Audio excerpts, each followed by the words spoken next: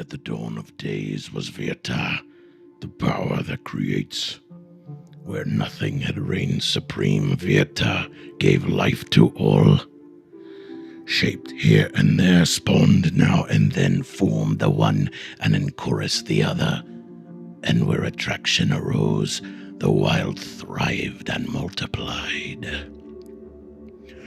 But out of the untamed Vilda appeared the power that rules, the power of willful violence that bends here and there, that curves now and then according to ideals and cravings, that harvests the one and rejects the other. With time, Vilda's appetite grew, and the birth was inevitable. Because violence begets hate, begets wrath, the power that reacts. Born of Vilda's hunger for Vieta's design, Ratha is everywhere and nowhere, always close where mother meets mother, always mounting in strength with the force of the violence. The arrival of the black fruit is fated as inescapable, as terrible. And it happens, has happened, will happen again, that Ratha grows boundless, furious, blind in her hunger. It happens that the blackness grows flesh and spirit and the sharpest of claws, that the fruit sheds seeds that poison the first in the aim to suppress the second. Then dies all. Then dies all.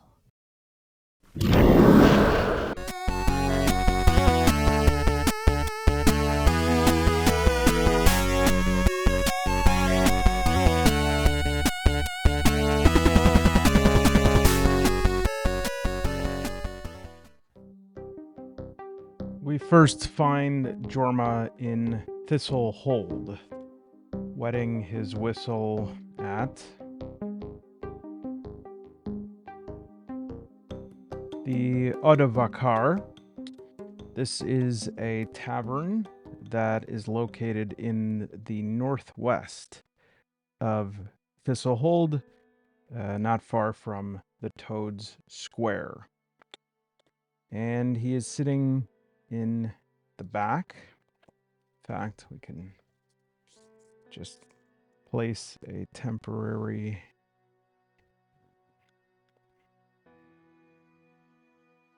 right there. And Jorma has been there, wetting his whistle for just one drink. Just been having one drink. And there are some gentlemen over here who have been there for a few more. They've been there for about 10 drinks. Hard to say if it's 10 drinks between them or each. Try to get a little less light here. Jorma sees them. He notices. He's not ignorant. He can't tell exactly what they're saying. But is he used to that? No, he's not used to it because he's not been to Thistle Hold or really any town in a long time. He almost forgot that there were morons in places like this. And he yearned to be back on the road. And really, he needed to get going soon anyways, because he had a mission. And his mission, he thought maybe by coming to the Odavakar and places like this would help him to figure out where exactly he was going. Will over risk. He wanted to teach these jerks a lesson, but he knew what happens when he does that. He, sizing them up, definitely could put one of them on the floor flat. And he thinks he could put both. It's a little bit of a risk, but he thinks he can. But that's not really the point, or that's not really what he's worried about. What he's worried about is drawing attention to himself. And he doesn't want to draw attention to himself. He never wants to draw attention to himself. And especially because it had now been 3 days since he had seen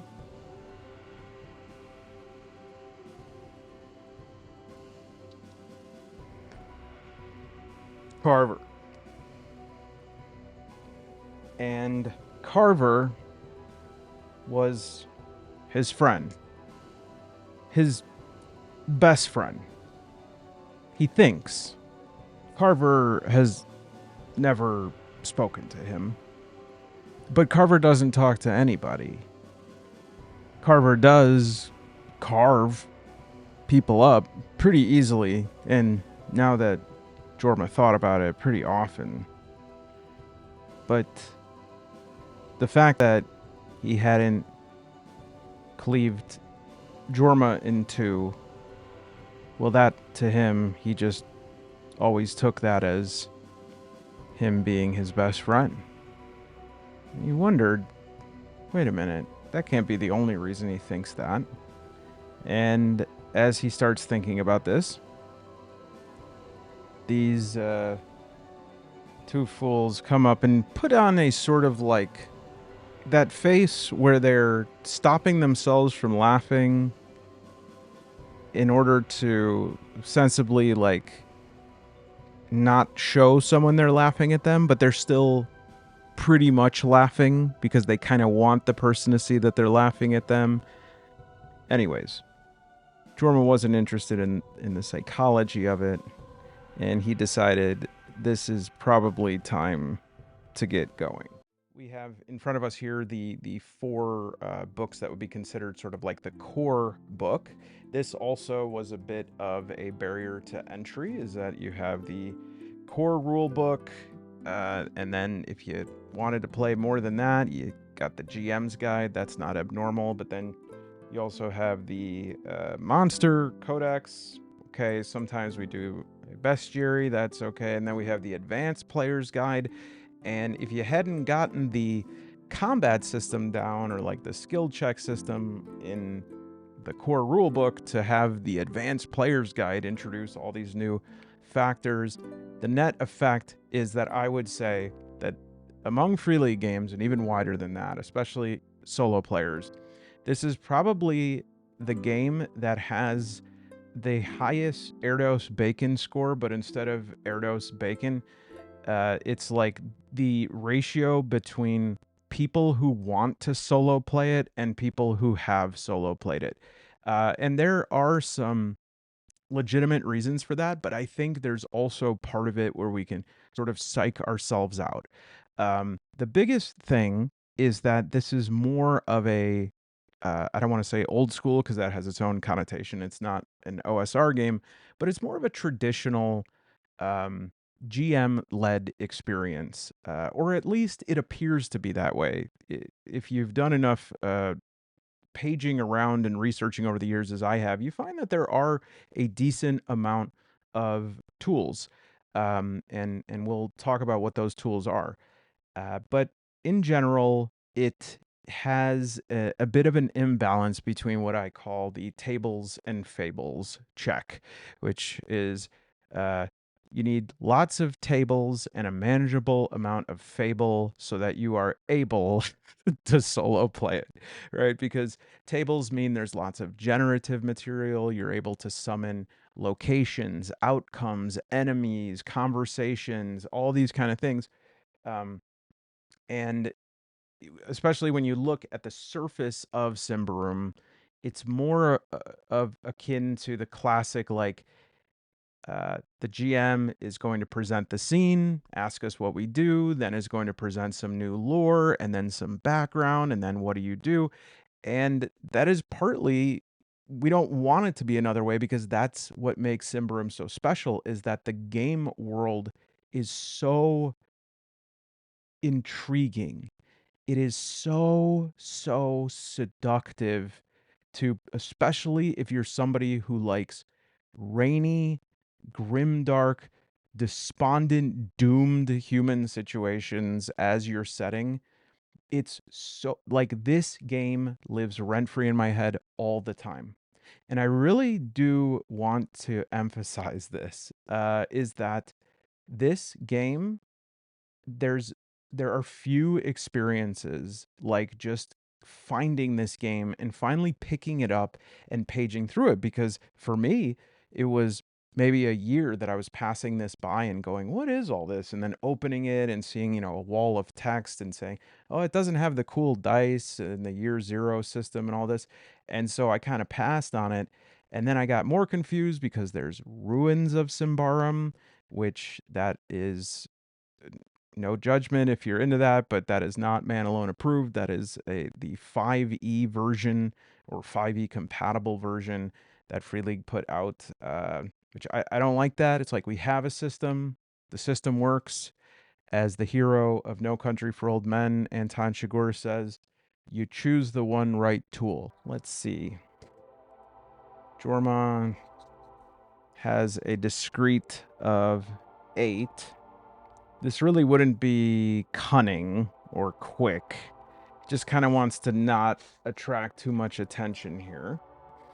And we'll say that these fellas have a vigilant of...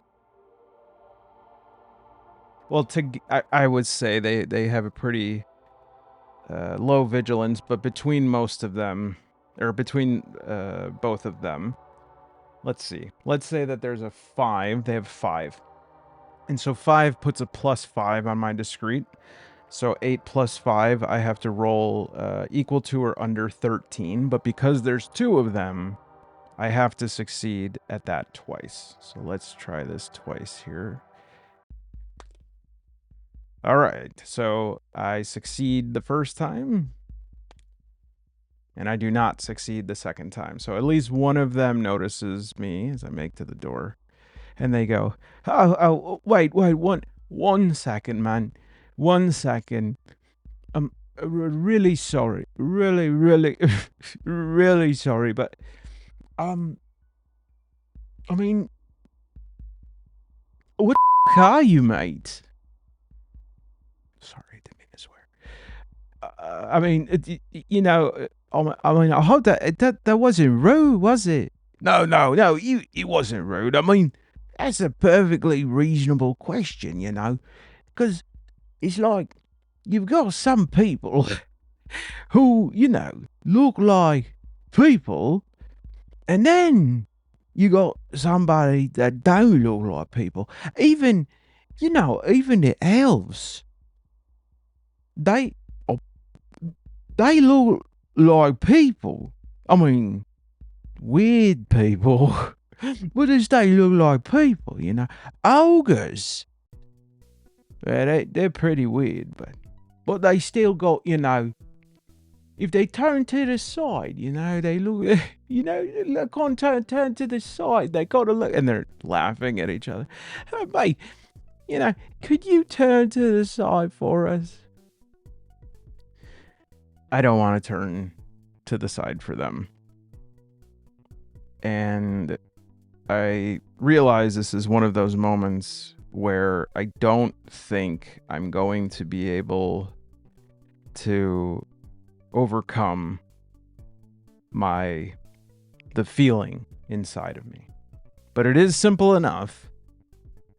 Overcome this feeling. So actually, I'm quite resolute. I have a 15 in resolute. But we're going to say that this is really hard. So we're going to do a -4 on this. And we'll do -4. So we have to do equal to or under 11. And we roll a 1. So we definitely got that. And so I say, sure. Which side? And they say, I say left. Oh, we turn you to the left. There we go. Turn to the left. Okay, thanks. Walk by. No. Hold on. I didn't quite get it. Does he put his hands on my face? Yes, and he grabs my... Actually, I think this would be a good time to show you what my character looks like. You see, this is not exactly it. This is a more modern one, but here's the one from Mutineer 0. So when I turn to the side here, you see what they must be talking about is my proboscis, which is my bill. We don't call it that. Oh wait, I'm sorry. Are you feeling right now that I'm not using a character in Symbaroum? In Symbaroum? Okay, hold on. Let's take a pause from this so that I can tell you what's going to happen in this video. But before that pause, I just want to show you this last page here of the Monsters Codex. Just don't look right there. Yep. That's me. And Andrik. Free League just announced that they are re-releasing a more accessible version of Symbaroum for the 10th anniversary with a new location, and we'll talk more about that in a little bit. I want to try to stay focused on this scene right here. And I think this is a good example of a key piece of my solo play, which is, first of all, if I latch onto something, I latch onto it. And I don't really argue with whatever that tendency is. The Andrik is, as you may have seen, an April Fool's joke.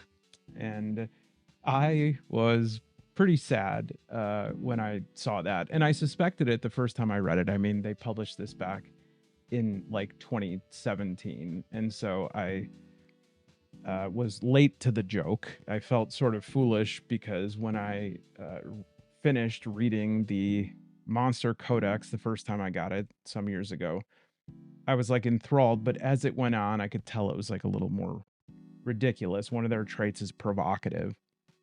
And that sort of suggests that some people either really love the inclusion of duck characters in showed the Mutineer 0, as well as in Dragonbane, the first game to successfully pull off what can only be referred to as a badass duck. And so, but the thing about it is that the part preceding that felt real, like the story they created. Yeah, it has a few things that are silly, but it says they first appeared in Freetown, west of Alberator. Whether they arrived by boat or were in fact created in the practically lawless city remains unclear. What's evident is that they soon blended with the city's underclass, and they came to stay. And so, the most famous ones of the Andriks, are well known, for better or for worse. Infamous are the Andrik buccaneers who plagued the waters of Ambria with their fast vessels. They have this sort of pirate logic, it says. They think because they're the most recently evolved cultural beings, that they are the greatest, and that is their pirate logic. And they're pretty much pariah. Now you can see their traits being pause, provocative. They even rate the provocative of novice, adept, master, and then it says April Fools here on the bottom. But I did get stuck on this, and in fact, my research of Symbaroum is extensive because I have tried to make a solo play video of this game so many times that I even started looking up in the verboten Ruins of Symbaroum PDFs for further information about things. And there actually is some more information in that, just like a little bit more of the same, pretty much the same page adapted to 5e rules. It has different description. And putting those together helped me actually create a character based on this. That character being Jorma.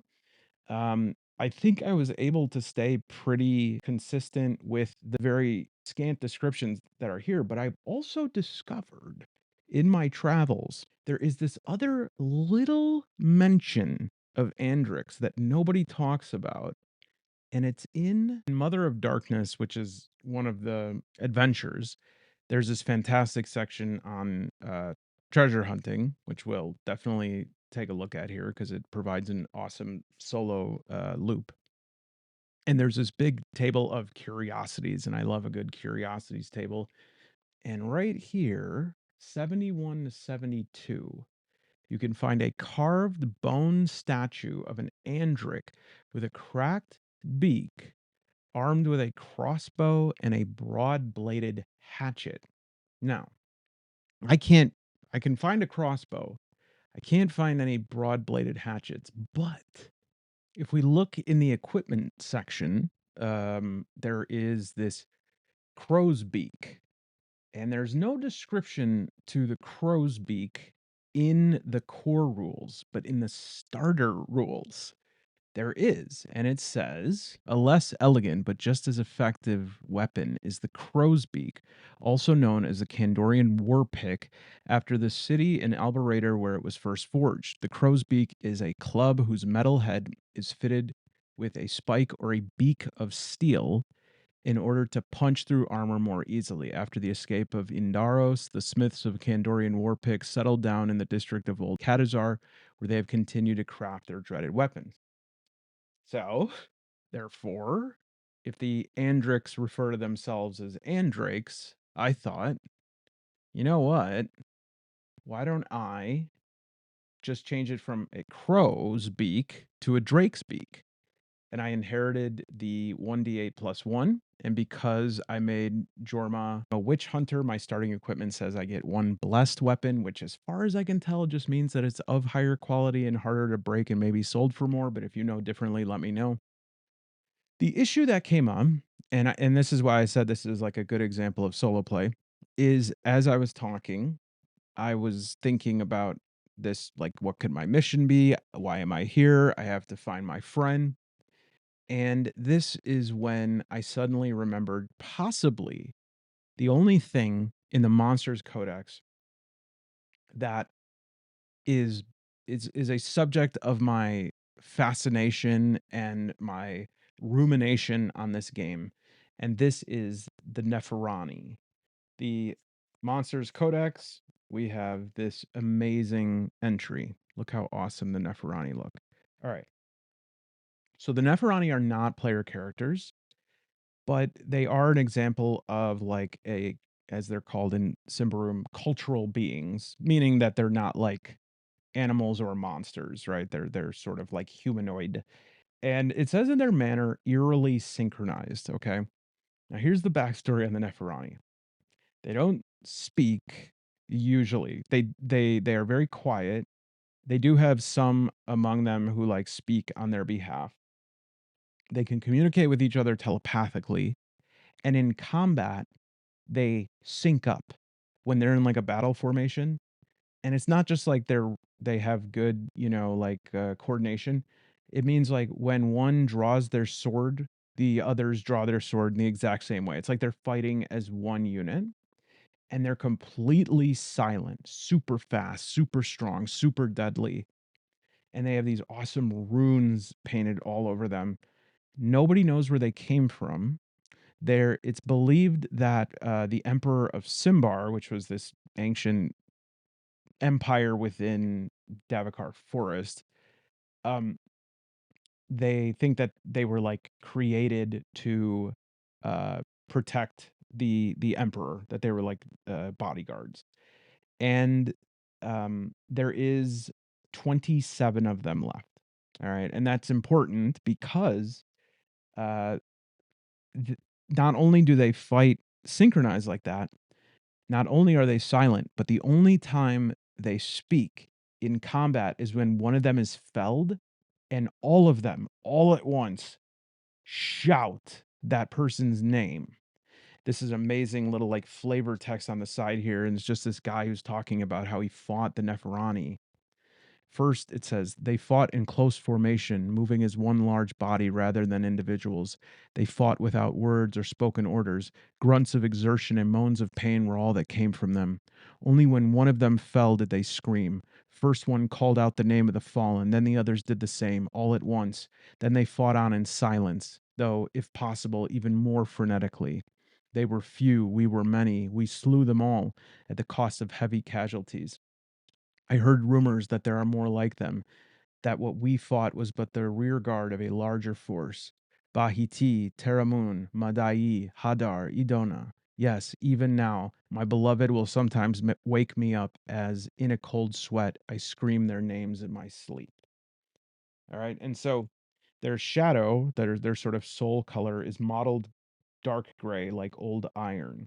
And their tactics are the Nefarani fight silently, disciplined as a selfless collective, always trying to give each other an advantage by flanking the enemy. Um, and really interesting sort of quest possibilities here. I don't want to say what this part says, the last of the Nefarani. It gives some like ways to conclude their stories. I don't really like those, and so I don't. No spoilers. They're not spoilers. It's like possible ways if you're the GM, but I don't really like any of them. So interestingly, they have a unique trait, Nefarani Blood Bond, that says they have this mystical connection, and when one of them falls, the following happens: all Nefarani within earshot immediately recover 1d6 toughness. All present Nefarani shout out the name of the fallen, which affects present enemies as if they suffered from a mystical attack. They all get a second chance to fail all success tests. The effect is automatic during the first turn and lasts until the individual enemy passes a resolute test. Finally, all Nefarani, no matter the distance, receive part of the fallen's life force, so that each remaining individual grows stronger and stronger as their collective numbers dwindle. Through this process, the remaining Nefarani develop monstrous traits, among other things. So there's 27 of them. And I tried my best using the information that we had here to build this out. And again, the Ruins of Symbaroum does have some like a weapons loadout for them that is more filled out. Here it just says sword as their weapon. I mean, come on. Um, and so it was an Estoc, very powerful sword that is used for fencing, but it's used to like cleave through the parts of an enemy's armor. And so they're pretty beefed up here. Their attack is going to be 1d8 plus 1. Their accurate is 5, but it doesn't matter because one of their attributes is going to be um Iron Fist, and Iron Fist allows you to use strong instead of accurate for melee. And then also, this was just based on looking at their image here. There in the advanced player's guide was introduced symbolism as like a school of magic, and it's just this thing. It has a limited number of like spells, maybe like 4 at novice, 4 at adept, and like 2 more at master, something like that. But you basically have to like write a symbol, and it takes about an hour, and then you can use it once as sort of like consumable during combat. And so the one that I gave just to start here was Banishing Seal. And if you pass a resolution against resolution test to banish the closest target, and then you can repeat it for all the targets till it fails, and it stops them from like using a power or ability of their own on their turn. And twin attack, you can roll both those weapons. You can't carry a shield. You do get a +1 for defense when you are holding 2 weapons, and the enemy though gets to roll like a defense both times. And so it's pretty powerful, but that's what I wanted because I am playing solo. So I gave Jorma 8 extra stats instead of 80. I made it 88. And I just kind of like did what I like to call like my solo favors. I gave an extra ability of bushcraft here as just like a standby solo thing. Otherwise, we'd be getting lost all the time, needing to find rations and water, and I don't feel like dealing with that. Um, like sometimes things would say you get to use something, once a day, like this recovery. I'm gonna see if that needs a solo favor. I might do it twice a day. Um, but both of them are kind of outcasts, and I really like this setup. However, um, this is something that you should like understand that when I do an opening scene like that, and that was a true opening scene because I was trying to prepare for this video. I was sick of it. I was like, I just want to play. So I start doing that. The story's great, but I start realizing some things. So the first thing is just from like a character standpoint, I can't have a silent badass paired up with a silent person. And so I still want Jorma to be awesome because it's solo, and so we have to do Scarlet Hero sort of rules and make them like a hero. But we can make Jorma a duck. A duck is always going to be kind of like wise, wise quacking. And I'm sorry, unsubscribe for that if you want. And then we'll have his Nefarani friend. What I need to decide right now, because I can't, I'm torn here. Like, what is the right thing to do? Is on one hand, I'm like, why would a Neferani who is like blood bonded to the others of this dying race that cannot reproduce? There's no more of them. There's 27 left. Their whole thing is like they have this doomed task of protecting a throne that doesn't even exist anymore. Why would one of these Neferani be traveling with a, an Andrik?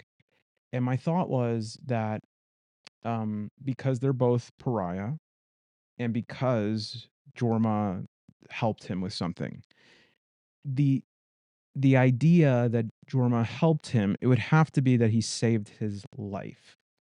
And so I could right now have Jorma looking for him because he got captured again, but that's a little bit weird. Like this extremely powerful being got captured again. Maybe it's something that happens all the time, but I would say it would make more sense for it to have happened in the past and have Jorma be the one that actually like rescued him.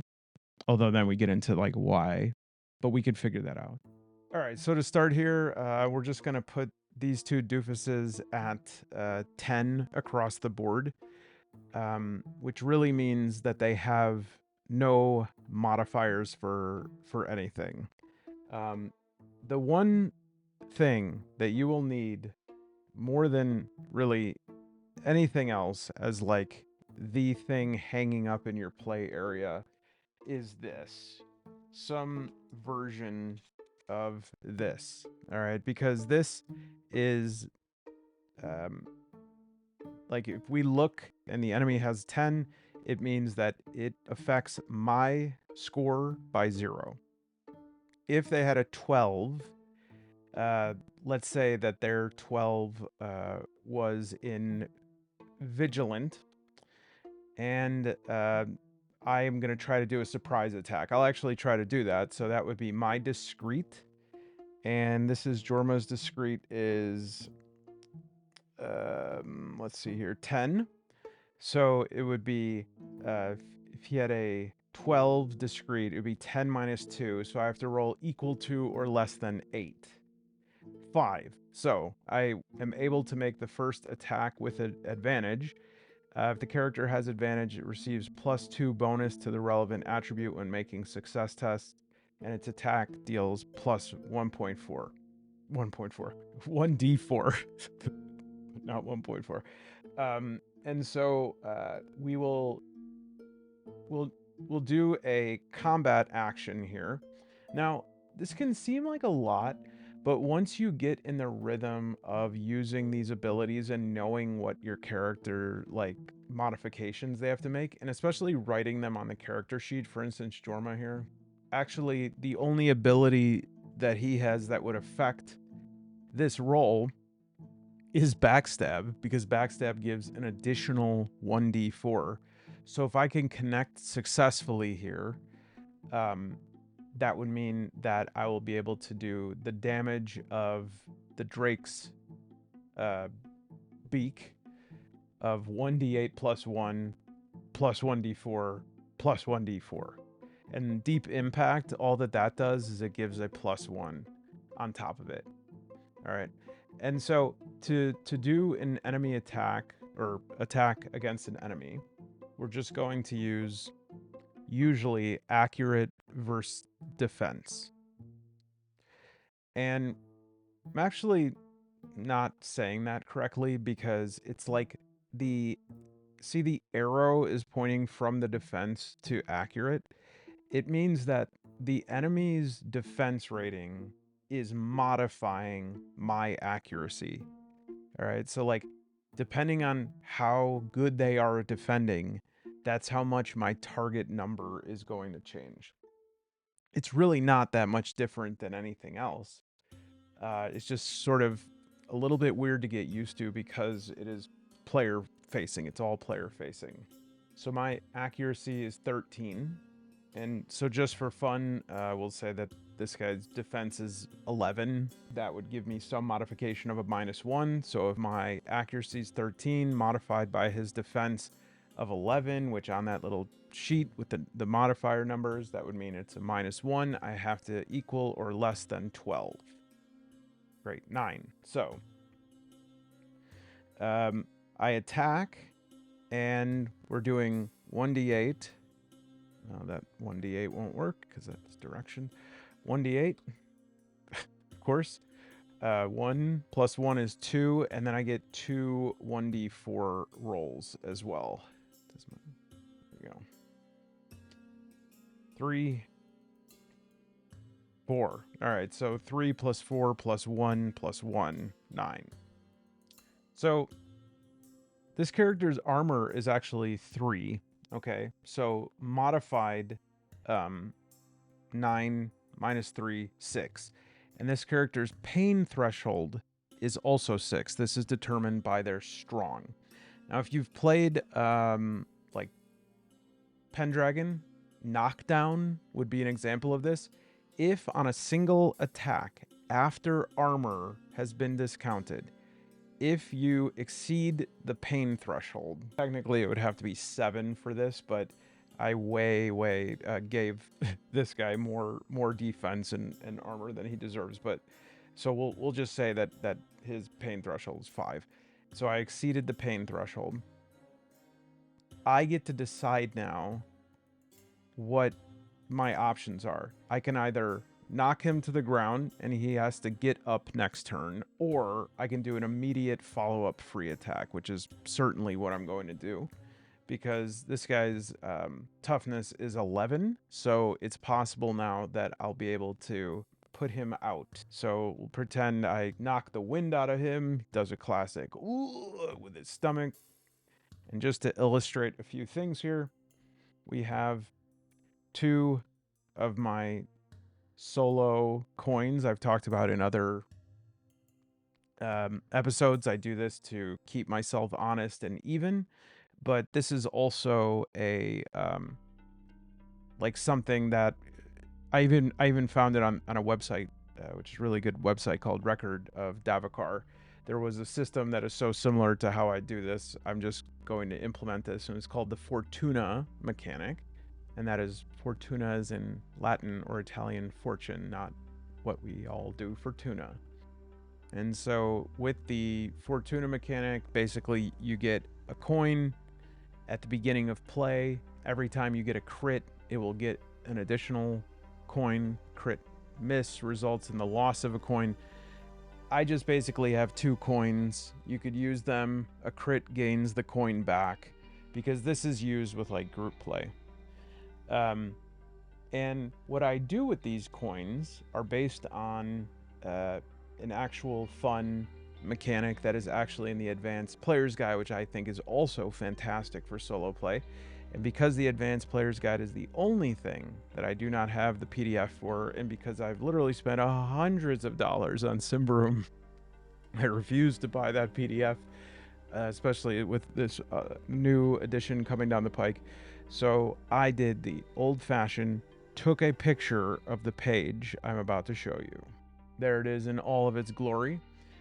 And so it says, introducing rules for feats may be an intriguing option for gaming groups wanting the player characters to be more like traditional heroes. Yep. So in this, you have to spend an experience point or get a corruption. No thanks. We'll use the Fortuna coins. And when we do that, you spend the coin and you get to do one of these things. A clean hit that is just max damage, which is what we're going to do. So instead of rolling 1d8, we'll take 8. And then Fearless, you can ignore horror effects. That's for monsters that have Terrify. Ignore Corruption, Perfect Defense, Quick Strike, Resilience, Steely Dan. I like the Whirlwind attack. You just kind of do the spin and knock down everyone around you. But these are fantastic for solo play, and we need access to them more than just like, we don't want to, it doesn't make sense. If it was some sort of mystical power, it would feel consistent to take on Corruption, but that doesn't feel right to me. The experience mechanic feels fine, but I also don't, I just don't get that in my head. I'm spending my experience. I don't really get it. So instead of rolling, he's out for 1d8. I have neutralized him. There actually is a mechanic for knocking somebody out. If you're say you're in a bar fight with another player character and you don't want to kill them, you would do this. I think it's called knockdown mechanic. We'll just assume that I did it on this guy. I don't want to kill this guy here. And so then this guy is going to go next. And we'll say that he actually is like, whoa, what the hell? And has a ranged weapon. And we'll look up a ranged weapon that makes sense. I think there's the bolus, right? Where it's the things where you spin them and then throw them around people, or in AT-AT's legs. AT-ST? I forget. Now, I'll put a link below to the Iron Pact site, which is where you absolutely need to go for all of these resources. This is probably the best one available. It's a 3-page thing. I don't know where the 3rd page is, but basically you get quick combat death saves. The other one is a melee guide. Yep. Monsters in melee here, so it has weapons, all the different qualities, monster traits, armor, and all of them are fantastic. The combat guide is amazing, but I think the one that is probably the best for getting used to how Symbaroum works in terms of what skill tests to use for what is this situations guide. It just lists a bunch of situations, okay, you want to strike somebody, so you do accurate modified by defense. You want to figure out an adversary's password. You would use your cunning modified by their cunning. You want to enchant an enemy. Resolute. You want to sense you're being watched from afar. You would check your resolute modified by discreet. And it just gives a lot of different examples of stuff you can do. And probably the best thing, especially too when you're first starting and just trying to cook up these NPCs on the fly, is 2 things. The first thing is there's surprisingly a lot of generators for Symbaroum. And what I think what was certainly confusing for me is you search around for all these generators that this is a popular game, there's lots of stuff out there for you. And a lot of the stuff you're like, how come all that these generators do is show me abilities? The most popular among these would be Symbaroum.fr. And this is this comprehensive guide of abilities. And you could check them off and create your own linked site for this. So I have this bookmark, so I'm able to go to mine and I have the ones that I use pinned and ready. because there are just so many. And you're like, come on, can't I get something that like generates characters? Can't I get like combat generator? And what you learn after a while is that the reason that all of these focus on the abilities so much is because this is like what makes the game. It really is. Your abilities, your traits, your boons, all of these things are how you modify or even break the relatively simple rules for the game. And so you could look at this and say, "Oh my gosh, it's so overwhelming. How do you learn all these?" You don't. You just look at the ones you have. But when you clear these abilities away and realize like, "Oh, I don't have to know what all these mean. I don't have to remember these." What you find is like the chassis of this game. And the chassis of this game, like the core of it, is really simple. And so you can get going with it right away. You just have to know like which one of your abilities change the usual rhythm. So for instance, backstab was one that changed usual rhythm. And then it also contains a very common aspect of Symbaroum, which is wondering if you used backstab correctly, which I have been questioning myself, but that's part of the game. All right, so he is gonna try to do a ranged attack. Defense is easy. All attacks made during the turn can be met with defense, where the effective defense value is based on defense modified by accurate. So we'll say the accurate is 10, so no modification. So I'm just rolling under my defense. If the defense test is successful, if I roll equal to or under, that's it. I avoided the attack. If not, we go to damage. So now my defense is, again, probably going to be a little better than if you were to play this, like, it's not too much more, but if you were to play this like straight up how you're supposed to play it as a group, you'd probably start with like light armor. And light armor gives you a 1d4 protection, but it has the impeding quality, which I think lowers your defense by like -2, I think. But I have the Andrik cloak, which is just based on the blessed cloak, which is not like a cloak of order. I forget, but it's not an extremely bizarre armor or anything like that, and I just renamed it. But the reason why my defense is 1d4 plus 1d4 is because one of my abilities is Survival Instinct. And Survival Instinct at the level, and I consider that a solo trait, is +1 movement per combat, plus 1d4 armor. Okay. And so my defense is 11 plus 1. And that +1... I probably did not write this in here, but the +1 comes from something that is now irrelevant, because actually the quality of balanced, prior to me setting up the Drake's Beak as the weapon, I think I had a parrying dagger, which is a pretty plain weapon, but the balance trait does give it a +1 to defense, so we'll take that out. And we'll have defense as 11. So we're just going to roll equal to or under. And roll a 5. So we avoided that attack completely. If not, we would have had 1d4, 1d4. So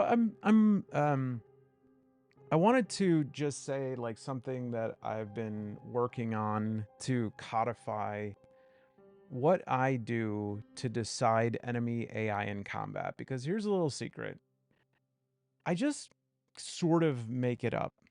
And I use the threat rule from Warhammer Kill Team, which I think is like the only rule that matters and makes sense, which is when you are controlling an enemy in you're playing solo, the enemy should do what poses the most threat to you and is the most dangerous.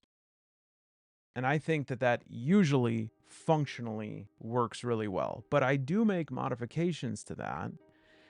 And I was like, well, how do I put that into like I do have a system in my head, and I was like, could I write it out? So I'm still working on it, but here's what I came up with. Basically, I realized that like 90 to 99% of the time, we just don't need to do anything other than what you would expect an enemy to do. And so when I say roll DX, I very much wish that meant Degeneration X. But what I mean is, like, the more threatening the enemy is, the smaller that die is. Because rolling X minus 1, that doesn't even make sense right there. It should be rolling like X. But say it's a D6. If you roll a 1 to 5. Oh, no. This makes sense. This actually makes sense how I said this. So roll, like, say that X equals D10. That's what it would be for a normal character. If you roll 1 to 9, which is 10 minus 1, you perform the most logical thing. And to do that, you just go down the list, okay? If you're on the ground, you stand up. If you don't have your weapon out, you draw it. And like if you don't do the thing, just go to the next one down. Does your weapon need to be switched or reloaded? Are you out of ammo? Is it broken? No? Okay. Are you in melee? Good. Then are you close to me? No? Well, then advance towards me. If you are ranged, are you in line of sight? No? Well, then get in line of sight. And I go down the list. Now, if the character is a normal character, then 1d10 usually does a trick. It means I roll 1d10. If the result is anything but 10, they just follow this pattern, which is they do the most logical thing that is most dangerous to me. If they have a top roll here in this 1d10 check, or if they're a more dangerous character, you can put it down to 1d6 or even 1d4. You can even flip a damn coin. But whatever it is, however much you want to decide is like them doing something special. And yes, I did pair it to my dice, Prima Materia, and I have it to the Syzygy here. And the Syzygy dice is this beautiful tiger's eye die. And basically then you can roll, and that means careful aim or charge. So if it's melee, then the charge attack, or there's also one in Symbaroum that's like you can have a belligerent attack where you it's either attack with advantage or attack full strength, but then you can't attack the next turn. And then another one would be like seek position advantage. So another, like, a way to get advantage is to be higher up. So you maybe jump on a table, or throw a chair at me, break a chair over my head or something like that. If that's the case, if you roll the two parallel lines, that would be utilizing the environment. This one here, that's seek position, and then from would be like full defense. So that's another thing that in Symbaroum you could like muster I guess you just clamshell up, and the opposite being full offense. Again, this sort of alternate attack. So if they have a special attack, a fireball, a Hyoryuken, whatever that might be. And then I also added one for acting illogically, grandstanding, doing something dumb, because that also should be a possibility of true, like, AI. Because if AI is supposed to act like a player character, well, I gotta say, I'm doing that one several times a session. I'm doing something where I go, damn it, why? Why did I do that, right? Why did I use up my move action to go do whatever? And then you can also look at the surroundings. For instance, if I was using a robber, well, what do you think a robber is going to try to do? They're going to try to steal from me. They might be trying to disarm me. If there's loot in the room, they might be going towards the loot. So usually I just like make this stuff up as I go along, but I think it is kind of something that maybe could be helpful. And you know, here's the big reveal. You don't necessarily have to use my Syzygy dice from Prima Materia. You could use a d6. Would I recommend it? No, but you could. Use promo code MANDICEALONE for 20% off at dicenest.com. Thanks. Oh no, they're not the... I don't think they're the sponsor of this video. 1 second. Another beautiful picture right from the Advanced Player's Guide here. Careful aiming, you could see on the bottom left, and if you look a little further down, you could see my thumb. You take the time to aim carefully with a ranged weapon and get a second chance to pass the attack test. So why don't we just try that? We'll say that I rolled a 10, and so we're gonna do a special attack. The cost is a movement action, and that's fine. That makes sense, right? He's gonna line me up. And just to look at what some of these other ones are, delay initiative, that's usually charge. You charge at an enemy and make a double movement plus a combat. The charge must be in a straight line. If the attack test fails, the target gets to do a free attack. Okay, that's very cool. Disarm, full offense. You stake everything. Yeah, this is the one that's like an unhinged, or what do they call it? A belligerent attack. There in other games they have this like a reckless attack. Yep. You stake everything on melee attacks for a turn, giving you a second chance to pass all melee attacks. Because of this, you what does that say? Simultaneously have a second chance to fail all defense tests during the turn. Okay. And then these ones that nobody ever uses, because, and I will take this to the Supreme Court. No one grapples. Remove it from the game. Remove it from the game, and with it, take that paragraph saying, wait, what is a role-playing game? If you don't know, return it. That's a bit harsh. But come on. Don't know what a role-playing game is. I got Symbaroum for my book club. What's it about? Oh, it's a role-playing game. Well, what's that? Well, look on page 5. All right, so we'll say that accurate 10, defense 11. So that modifies me not at all, but I have to pass this twice, right? Because they took aim. So I did pass it once, but I have to pass it again. 8. All right, so haha. So now it would be my turn again because I'm just a solo boy. And so I am going to move. Now, how much do I move? It's Symbaroum. I don't know. Can you get there? Yeah. All right, there we go. Or I could use my bow. That would take a turn for me to arm, and it would be incredibly stupid.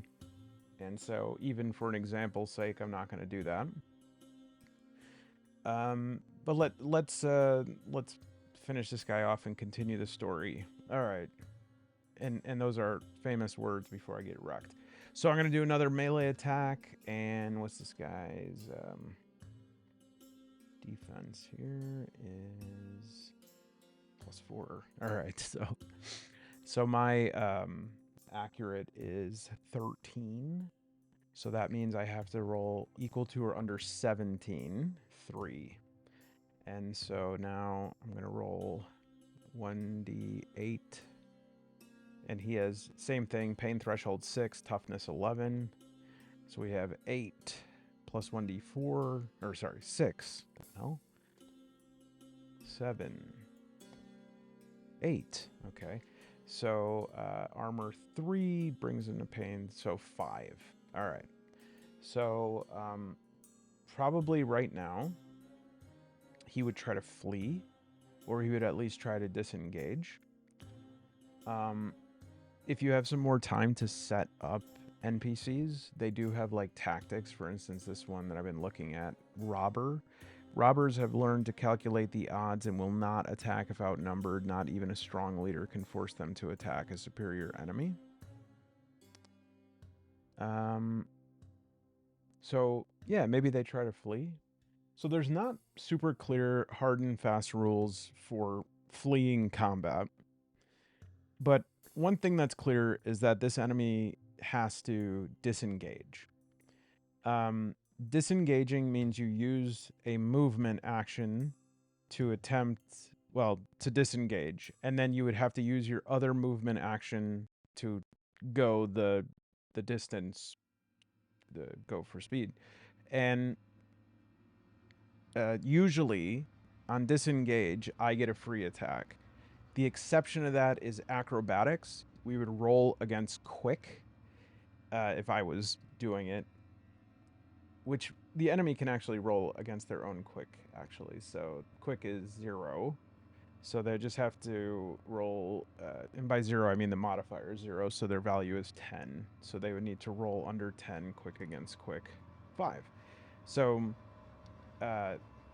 if they had acrobatics, they could disengage if they pass a quick test, and then they would have to use the other movement to go. And then technically the phrasing around is a little weird. It's like they have to get into a different zone of range. I don't use the ranges very much, but it's like close here. Close is 1 to 2 meters, short is 10 meters, medium 20, long 50, extreme 100. And there are, I do not use this, but if you want advanced like modifiers for distance, at close range, ranged attacks are only possible in the first turn and only if the shooter has the initiative. At short range, +2 on attack test, but plus 1d4 damage. Medium range, no effect. Long range, -2 on attack test, and extreme range, -5, which is a bit weird. But it also says how many movements there are, and it's roughly 1, then 2, then 5, then 10. So I just use this, or 6 squares. So I would say that, like, if you are outside of the quadrant, then you can, then that character can escape. I don't really care. Like, sorry to say it like that, but there's just certain things that when I'm solo playing, it's just not a payoff to be scientific about it. It's like we're in a bar. I beat this guy's ass. He's laying on the ground. This guy's like, oh, his pants are probably falling down. And it's like, am I really going to be like, by my calculations, he has only made it to the door, and therefore I will shoot a bow and execute. He can go, right? And then we'll think about what the implications of that are. Now, we have this guy over here, and once you do understand the, like, how the skill tests work in Symbaroum, it actually becomes quite fun to figure out, like, what is the combination. So I am looking for Carvir, and I know that some alchemist has him, and I know these guys probably have an ear to the street. So I am going to pick this dude up by this, you know what, he's not wearing a shirt, so I'm going to pick him up by his Burt Reynolds chest hair. And let's think this through. So it would be his resolute, right? His ability to, and there is a section in the book on social challenges, which can say more about this. It'd be his resolute versus my persuasive. But my persuasive is terrible because persuasive, I mostly stock that thinking of, like, charm. So in this case, I think that we could probably we have a couple of options. I can roll twice and take the better one. I could do a +2, or I can say that it is not my persuasiveness, but, like, my threat that is actually compelling him to talk, which I think that's fair. If it was a huge difference, I would say forget it. My persuasive is 5. My strength is 8. So we'll use an 8, and his resolute is 7. So that would give me +3 anyways. So I'd have to roll 11. I'd be like, where? Tell me. I know you know something. Where is my friend? Tell me where my I don't know who your friend is, man. I'm like, you know, maybe you don't know where my friend is, but you know where every creep who's got somebody chained up in a basement is in this entire town. 3. So past that, he says, if you're talking about the let's get a name here. Ooh. Armory. Okay. If you're talking about the deacon, he's at the armory. Deacon? The hell does that mean? I don't know, man. He's always trying to I don't know, it's stupid. I can just say it. What are you talking about? I don't know. People say he's old. They say he's really, really old, and I don't know. He's always trying to suck the life out of people, but I thought it was just an expression. I thought he's just kind of, you know, like you, a parasite. Yeah. And I go, thanks for the info. And I think about punching this guy in the face again, and I really want to. Let me do a resolute test actually for that. We'll do a resolute against myself. 13. So that, yeah. We'll do resolute to resolute. So 13 would be -3, so 10. Okay. I punch him in the face. I punch him in the face, and I'm going to see if he has anything in his pockets here that can help me out. And so let's roll on the some curiosities or something. I'll find something really quick. Let's try a little prima materia.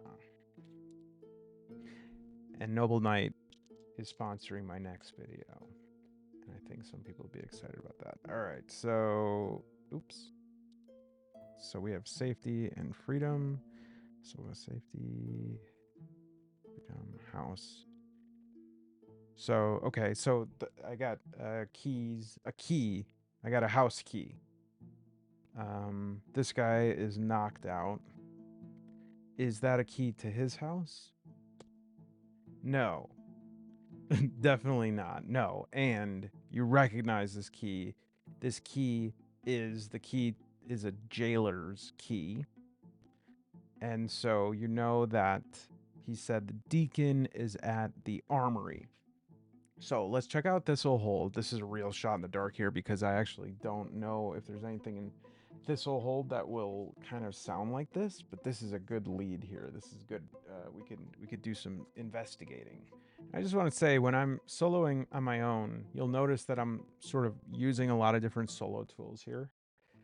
I'm trying to show a couple different options, but I'm also trying to work a little bit faster than my normal pace because I can't just do long periods of like dawdling. I mean, I could, but I want to keep it going. And so I will normally, like those kind of things, coming up with a name, all that stuff, I'll take my time with that. I'll find the right resource. Usually, when I'm playing on my own, I will use one of my oracles. So I'll use like Vox Gravis, Vox Profunda, Prima Materia. And I'll also use like lots of different oracles. I obviously use Tower House Creative, Game Master's Apprentice. I kind of just like fall into like instinctually I'll reach out for something, and I'm pretty okay with the idea coming from anywhere. Like I'm literally okay with looking to my left and seeing a Butterfinger wrapper in the garbage can and just being like, butter, lard, cows, farm. Like, it doesn't matter to me. There's no, like, it doesn't, the whole thing is I just need an idea, right? That's the whole thing. We don't have to get, like, official about it. I'm not going to have the Oracle Investigators Union come. All right, so inns, entertainment, trade, other. So we have the town seat, the night home. The night home. That sounds awesome. Sun Temple, I know about that. The Queen's Legation, Ordo Magica, the Mission House, Mother Mahira's, the Town Watch, the Beacon, the Merchant's House, the Monastery, the High Chieftain's Envoy, 39, Penitentiary. Shall we? And so I'm just going to say that odds, I already rescued him. Evens, that's what I'm doing right now. All right, we're rescuing him. So we won't start with him in my team here, but this is the last thing I want to say, and then we'll go back to it, is the 27 remaining is very intriguing to me. And I think maybe his motivation is to find them. There might be some issues with that, like with the telepathy. I'm sure they could find each other, but my thought is at the beginning of every day, I roll a 1d20, and if it hits a 1, one of them dies. And so maybe they're being hunted. And so like the scene will play out that he'll just, wake up and be like, Tiramoon. He'll just say the name. And I'll see how often that happens. But my thought is because it's a companion character, I don't want to track like experience and leveling for 2 characters. So I'll just sort of randomize it. And then each time that it happens, I can say maybe like, okay, the first time I roll a 1, he gets uh like a level advancement, and then the second time I have to roll it twice. He gets 2 of these, but I can also keep count of how many are remaining as a sort of like clock in my campaign. See what I'm saying? All right, let's see what happens next, because Jorma's alone, and he might be in a little bit of trouble. This video today is sponsored by Noble Knight Games. Noble Knight Games, I am a proud sponsee of Noble Knight Games in Fitchburg, Wisconsin. You got to go up there sometime. They have a castle. I'm not even kidding. It's this massive place. They just got a second warehouse to store. I talked to them about this for like an hour at Adepticon. They have so many used games, and they want yours. So please go on their website, link below. If you click on the link, you support this channel as well. Because Noble Knight wants your games. They will give you the best buyback prices. You can get even more for store credit. I have sold books to them, or books and games, 3 times now. They send you boxes, they pay for shipping. It's incredible. And then you're going to say to yourself, I'll take cash. And then you'll browse a little bit. You go, I think I'll take store credit. You could pick up Symbaroum. And you might want to be well positioned with store credit, because besides being the be-all, end-all of Free League solo play, Symbaroum also has the 10th anniversary on the horizon. And I'm certain that once that kickstarts, it will be, I'm sure, gracing the shelves of one of many shelves at Noble Knight Games.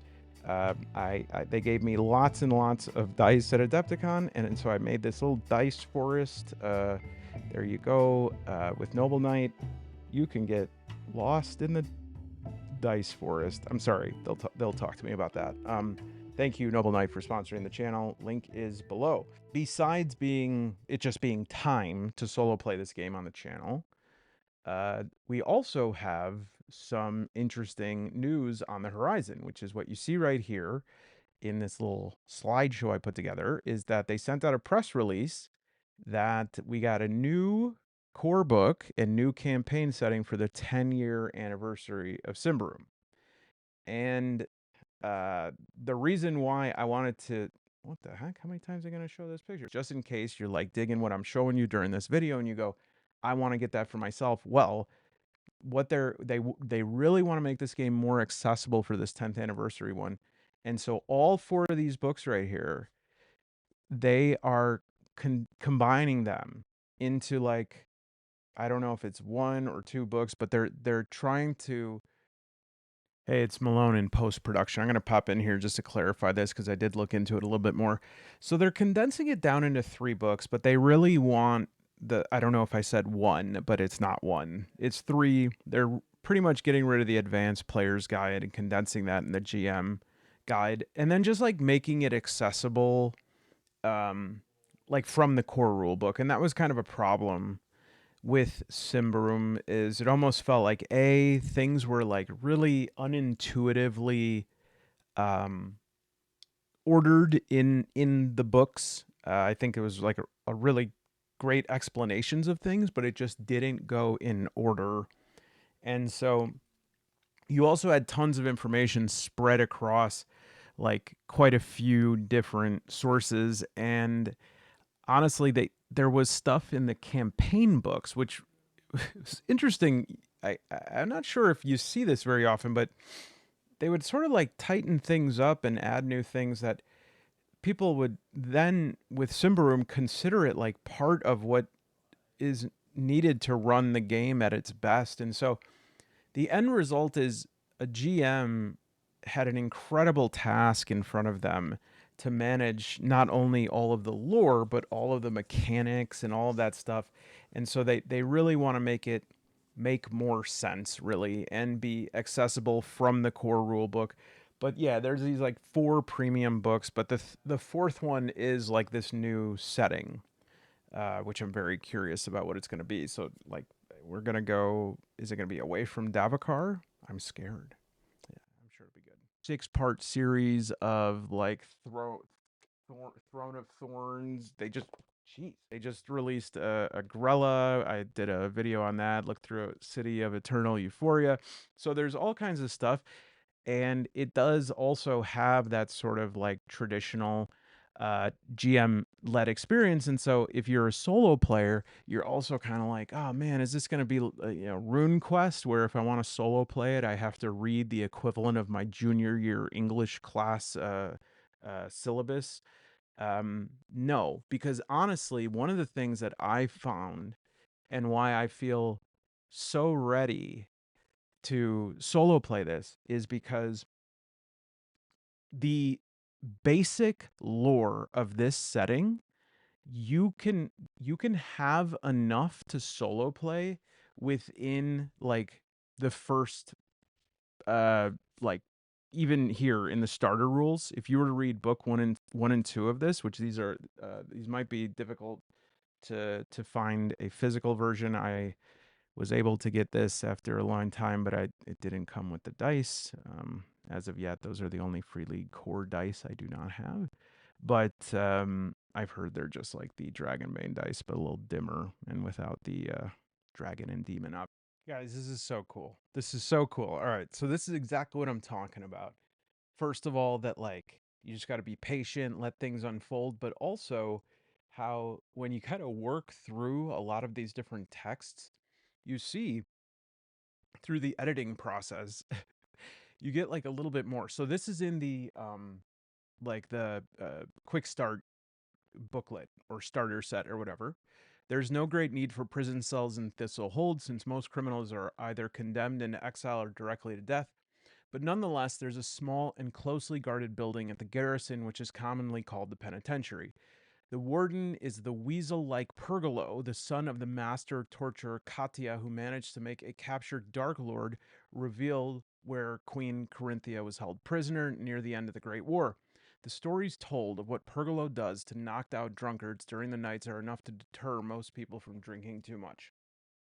Okay, fair enough. A little bit of flavor. That's really like all we're going to get on that. We go into expeditions in Davokar. Then we see that Thistle Hold, which this is Wrath of the Warden, there is pretty much the same paragraph here, but it goes on. And it says a little bit more here. They're the most serious offenders in town are held captive pending law enforcer Zmerda's verdict, and it is there troublemakers and drunkards from the dives around the Toad Square are dragged to sleep it off. Visiting the penitentiary is far from pleasant, especially during the winter when the icy cold creeps along the floors. The warden is the weasel-like Pergolo, the son of the master torturer Katya. The stories of what Pergolo does to drunkards to deter people from drinking too much, and woe to the suspected conspirator, spy, or dark minded cultist who ends up in the murky cellar vaults of the penitentiary. And now, okay, pretty cool. Keep going. The captain of the penitentiary is indeed the son of the illustrious Katya. So we're talking about Pergolo now. And she has taught him all there is to know about torture, that he should degrade himself by making use of his skills on the drunkards of the hold is of course pure nonsense, but his more permanent inmates are another matter. Two persons have been held in captivity for a very long time, both of them suspected of keeping secrets which the queen wants revealed. The more remarkable of the two is Keltron, which is very close to Carver, the Dark Lord.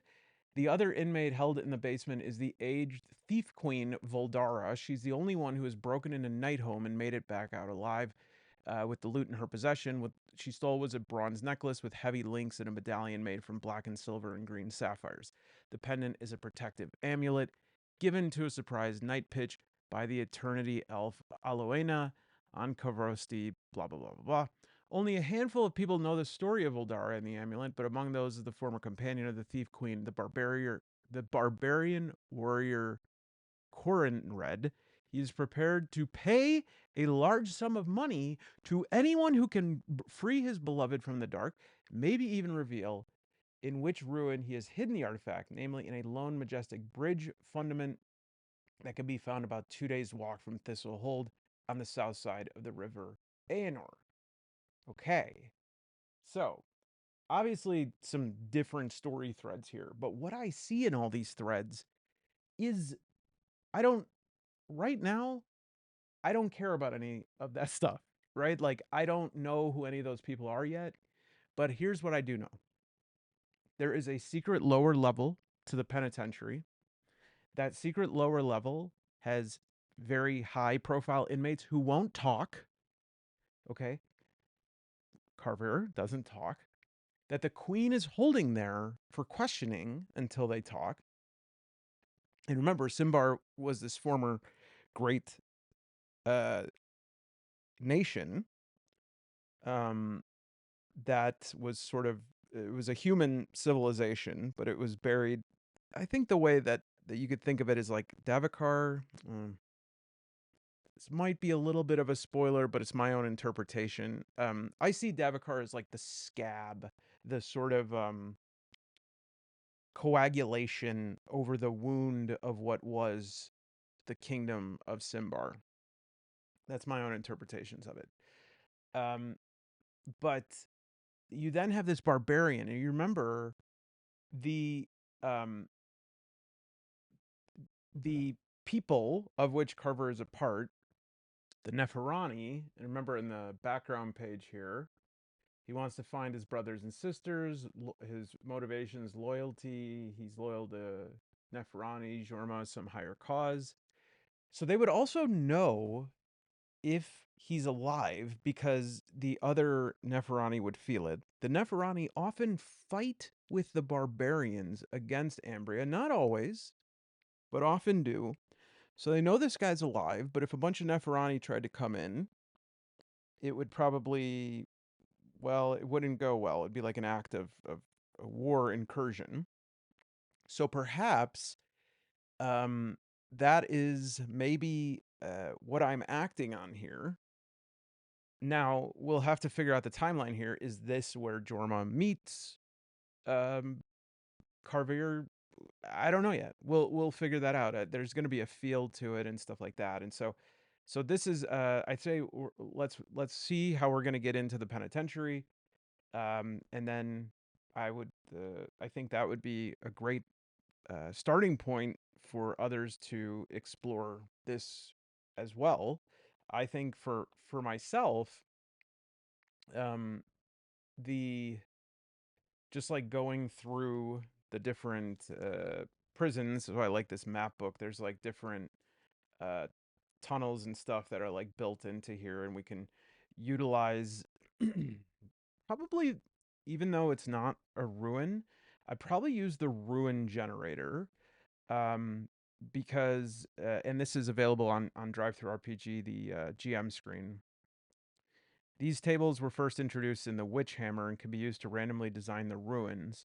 So you have original purpose, and number one on here is a prison. And so then it has overall features, traits, entryways, details regarding the room that you go into. And so you just sort of generate that.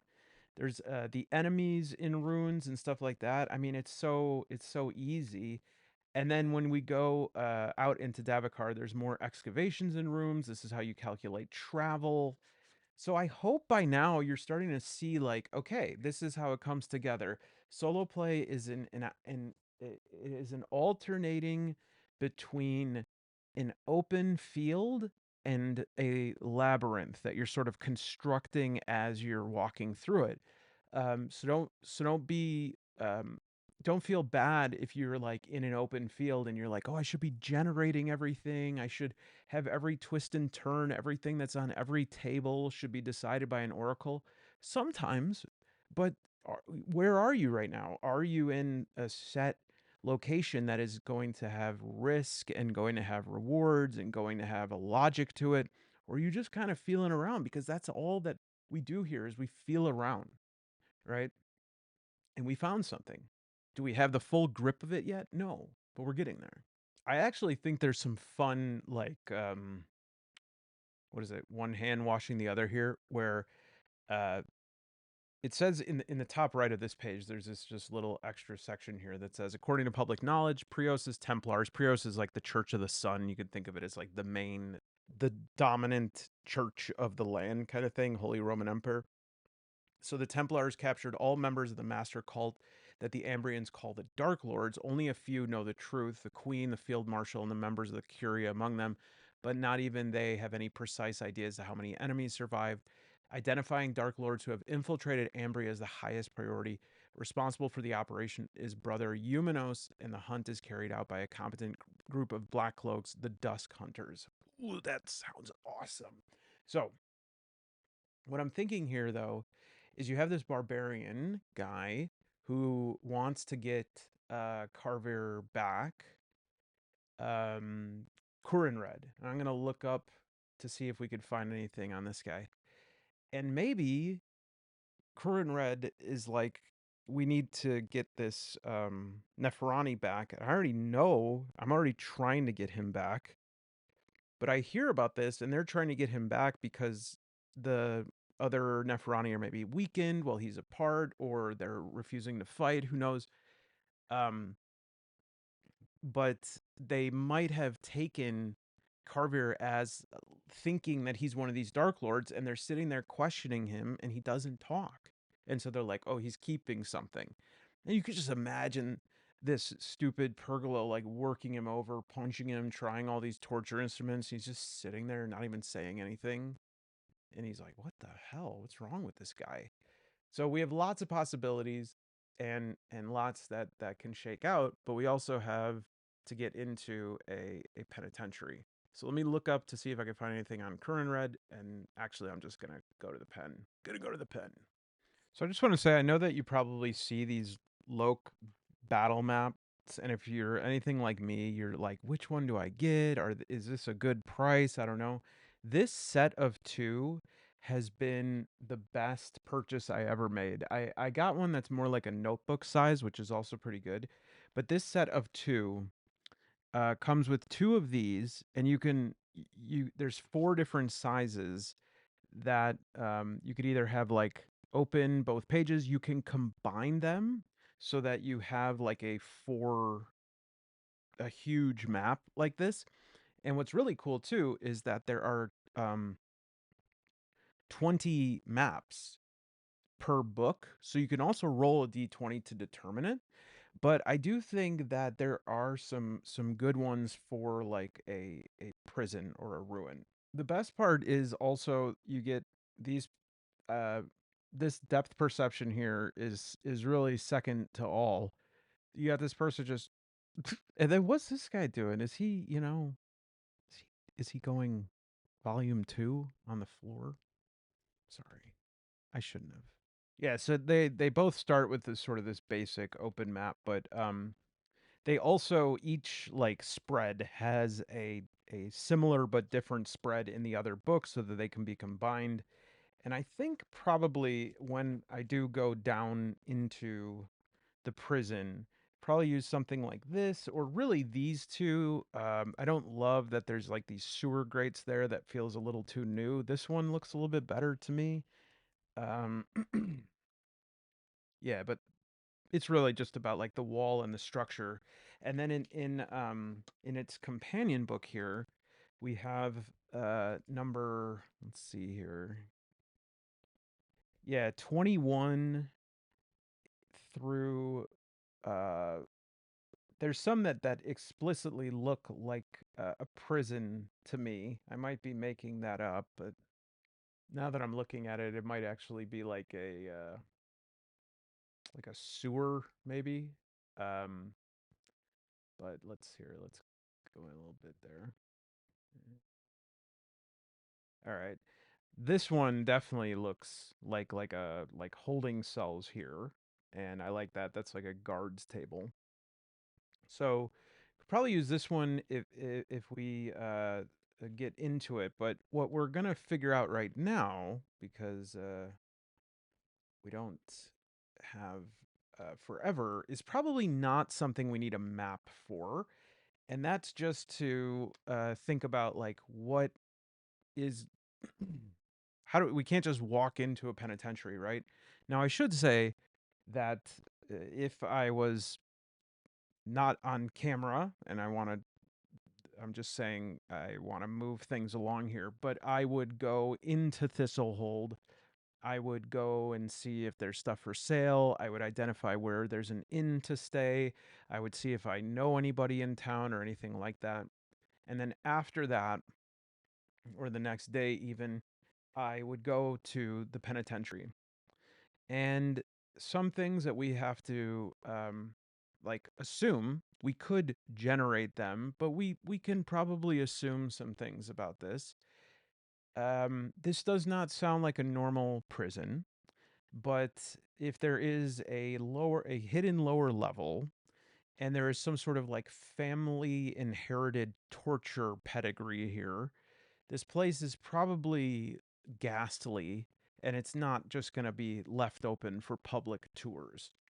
And so, in all likelihood, I think there's probably going to be um, some guards, and I think this would be a good place to demonstrate some of the differences in Symbaroum in terms of the um, kin or races. In that, remember I mentioned that or maybe I didn't, maybe I just imagined I did, that the goblins can either turn into, they instinctually walk out in the forest and they can either turn into uh, trolls or they can turn into the other thing, ogres. Can I just say really quick, is this not the closest an elf has ever looked to being absolutely awesome? I mean, it almost makes me like elves.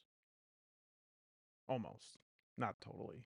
So I apologize for this. There's no great way to like hold a glossy book. It sort of either I have to do low light or I have to glare. So, um, again, one of the things I love about Symbaroum is, you'll take a troll and you're like, yes, I recognize this. This is a troll. This one looks comparatively civilized, but still could explode my head with his warhammer. Trolls are big, they are scary, they are grumpy, and they will kill you, right? And you're like, yeah, okay, got it. I recognize that. But Symbaroum takes that, and it's not like they say, or it could be the opposite. They say, well, like, let's keep pushing that. What do we know about these trolls? Like, what could they become? And so you're like, all right, why can't one of them be a runesmith? Um, how about there's like a goblin there? How about one is an artifact crafter? I mean, these are cultural beings that have something, and then you start getting to how about a troll singer? And then you're like, wow, that looks like a total joke. And then you read this section on like the yonder world and the spirit world and the other world, and you see about these different origins of everything, and then you see that troll singing is a type of magic in the game. It is like something that you can draw on, and you're like, yes, that is awesome. I wish to be a troll singer. And so, as cool as I think it would be to square off against some trolls here and just get utterly wrecked, what I'm thinking here is that if we have the queen Corinthia, who is torturing people to figure out who is a threat to her, in all likelihood, an encounter would probably be um, I think with maybe the Ordo Magica or the Black Cloaks, which are sort of like inquisitors, they root out heresy.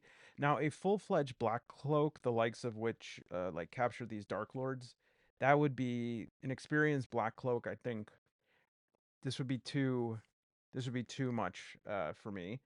We could maybe do a flagellant that would fit with things because I mean they're flagellating themselves, but I'm sure they could take a break to work with um, pergola here. Um, what else do we have? Novice of the Order. That might be a good. At the very bottom of the Ordo Magica's pecking order are the novices, literate Ambrians with enough motivation and concentration to learn the mysteries of wizardry, and enough patience to put up with the magistrates and masters' arbitrary commands. So why don't we do a novice of the Order and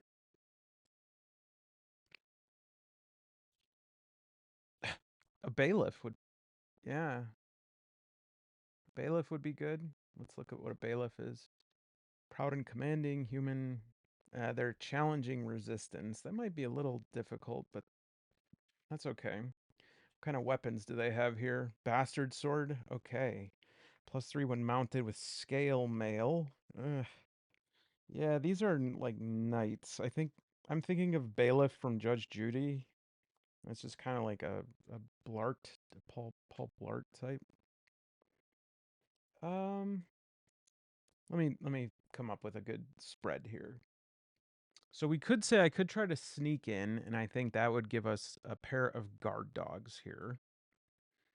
Um, so that could be something. I'd have to knock them out. It's my only role-playing rule. No good boys die. And then I think what we'll do is we'll do like just so I could check out like some magic stuff here. We could do like special attacks. And I'll probably do a D6 thing like activator for this so that there is a chance that they can do a special attack here. And I like this that novice, they have a mystical power of brimstone cascade. That's pretty cool. Yeah, that's actually really cool. So we'll say a novice of the order stops me. And it's a little bit of an oversimplification because I'm not just going to walk up to the prison and just beat up the guards and walk in.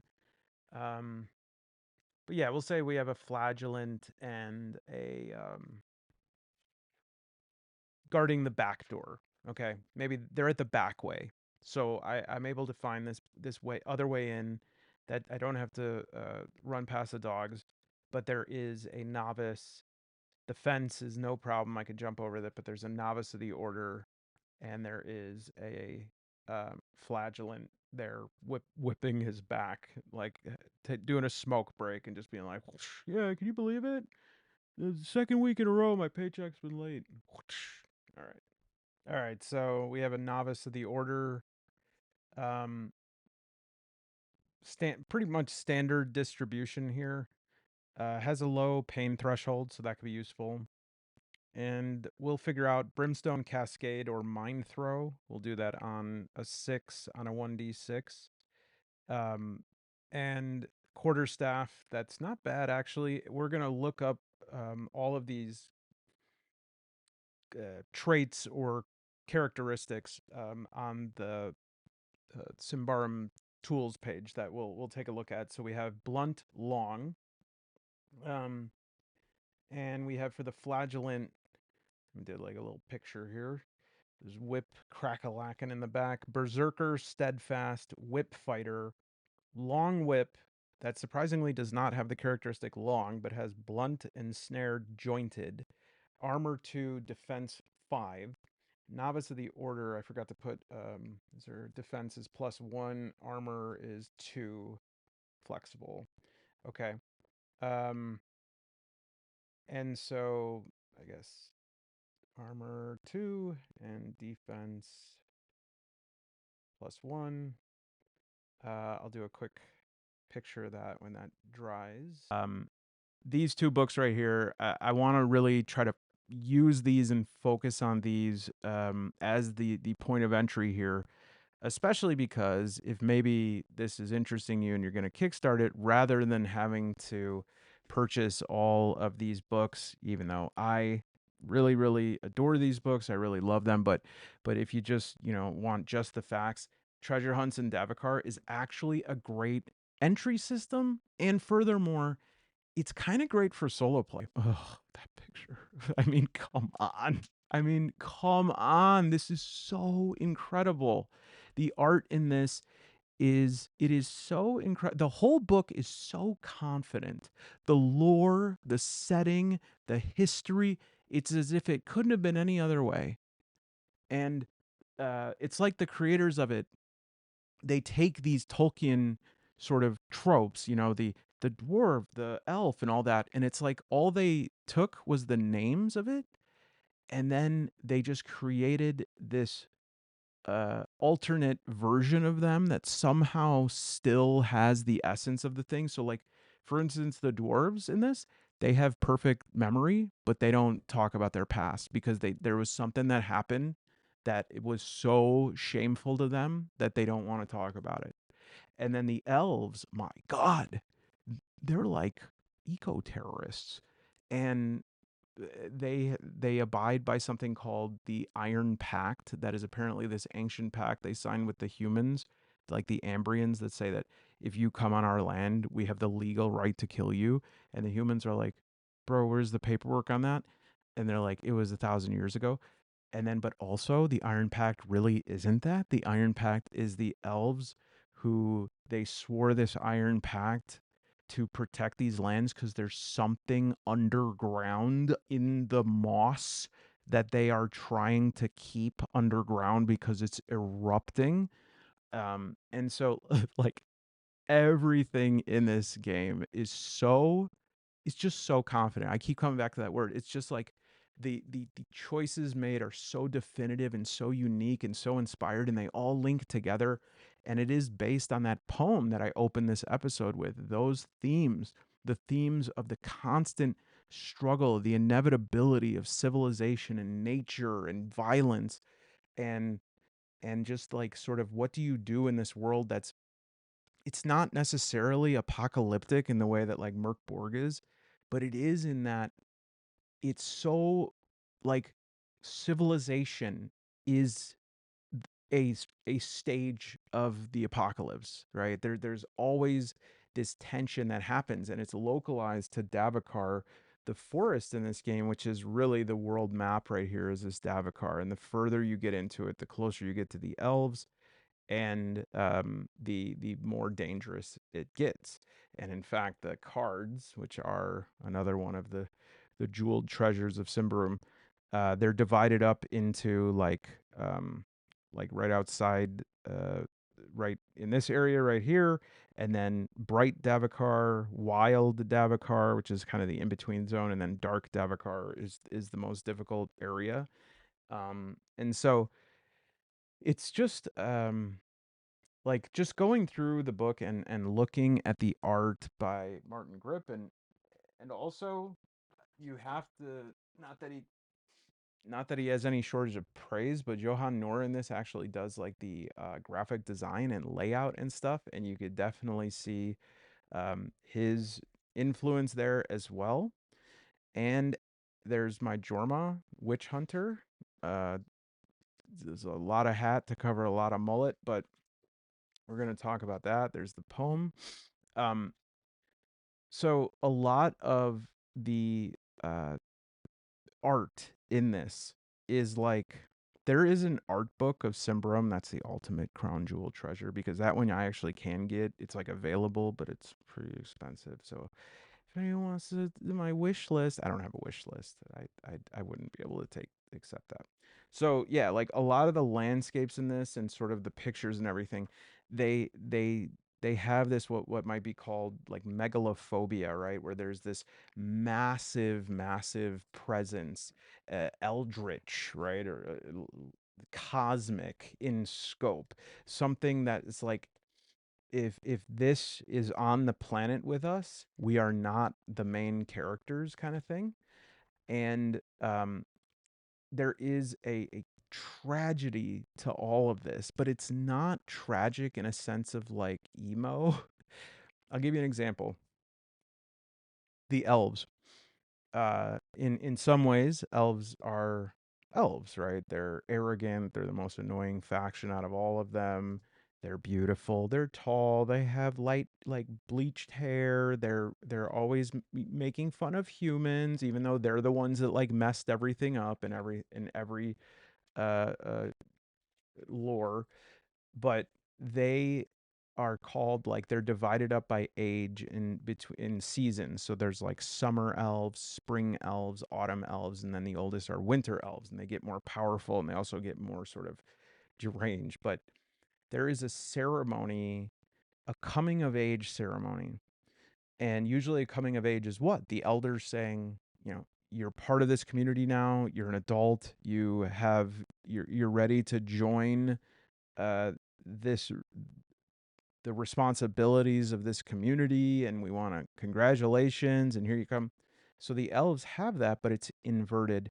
Instead, you have the elders in that ceremony get on their knees and beg forgiveness for the ruin they have brought on these elves, for apologizing for them having to have been born. Like, we're so sorry that we made you be born into this, because the elves actually have, like, up here, there's an Elysium where the elves just kind of sit around, play bocce ball, and drink like mint juleps and stuff.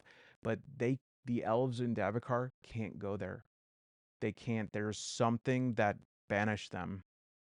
And then so instead they have to live here and protect and enforce the Iron Pact, right? And so this presents this issue, right, which is when you have really poignant lore, what do you do solo play wise, right?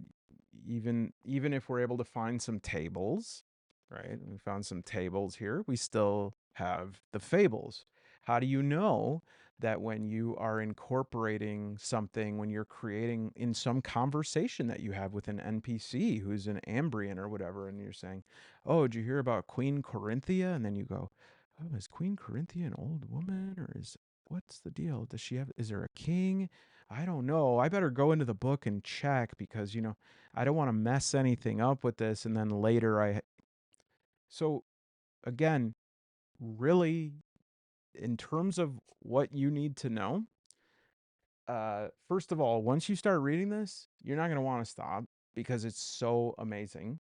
And then the second thing is, one of the things that's offered quite often, dare I say, in the text is timelines. And these timelines really capture the whole thing really well. And so it's like you don't even really have to worry about interrupting anything outside of the timeline, because it brings us up to sort of present day, in as far as where the adventures start, like the Throne of Thorns. I think that's what it's called. And then from there, we don't know what happens. Uh, Here's another little sidetrack here. So goblins, uh, and they are like part of society. They're cast outs, but they're sort of like the low caste of society, and people look at them and have this instinctual feeling that like these goblins and these trolls and these ogres, there's something about all of them. They feel like they're all part of something together. Well, when a goblin reaches old age, which for a goblin is 20, right? They're like a full adult at 10, and then 20 is where they start dying of old age. They have this thing where they instinctively just like stop whatever they're doing and start walking into Davokar. And it's like they're in a trance. They keep going, and then finally they collapse and they form this chrysalis. And if the chrysalis like goes to full, like it's full time, they emerge as a troll. And trolls are, they're pretty mad, for the most part. They're very, very destructive. But then there's ones that aren't. There's ones that are just kind of like chilling, quiet, walking around. But if something in the process goes wrong and they don't like fulfill the transition to troll, they emerge as an ogre. And so this is so much better to keep all of this stuff very nuanced, because the truth that we all know, right? Like say, "Oh, you thought that the orcs were bad? They're actually good and they've just been picked on." It's like there's not that's not that's not reality. Reality is, in any group of people, there are really good people and there are people that are junk. And yeah, there are dynamics between people in history, but stuff like that. But like we still have all that here. These characters are shaped by that history, and these characters also can be whatever they want to be, just like humans are. But there are also those consequences for being that. And so this picture right here, even though it's a very simple picture, I always think about this as the power of this art. Do you see that right there? Okay. Now, there's not a lot of humor in this book. Is quite self-serious, but over time I've discovered that there is this humor through comparison of like um some of the captions and stuff, but you got to be kind of sharp. I'll give you an example.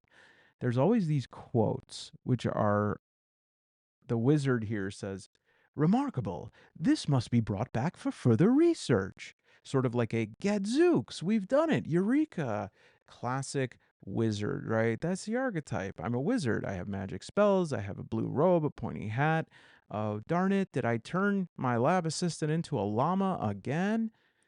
But it's like, actually, this wizard is tired.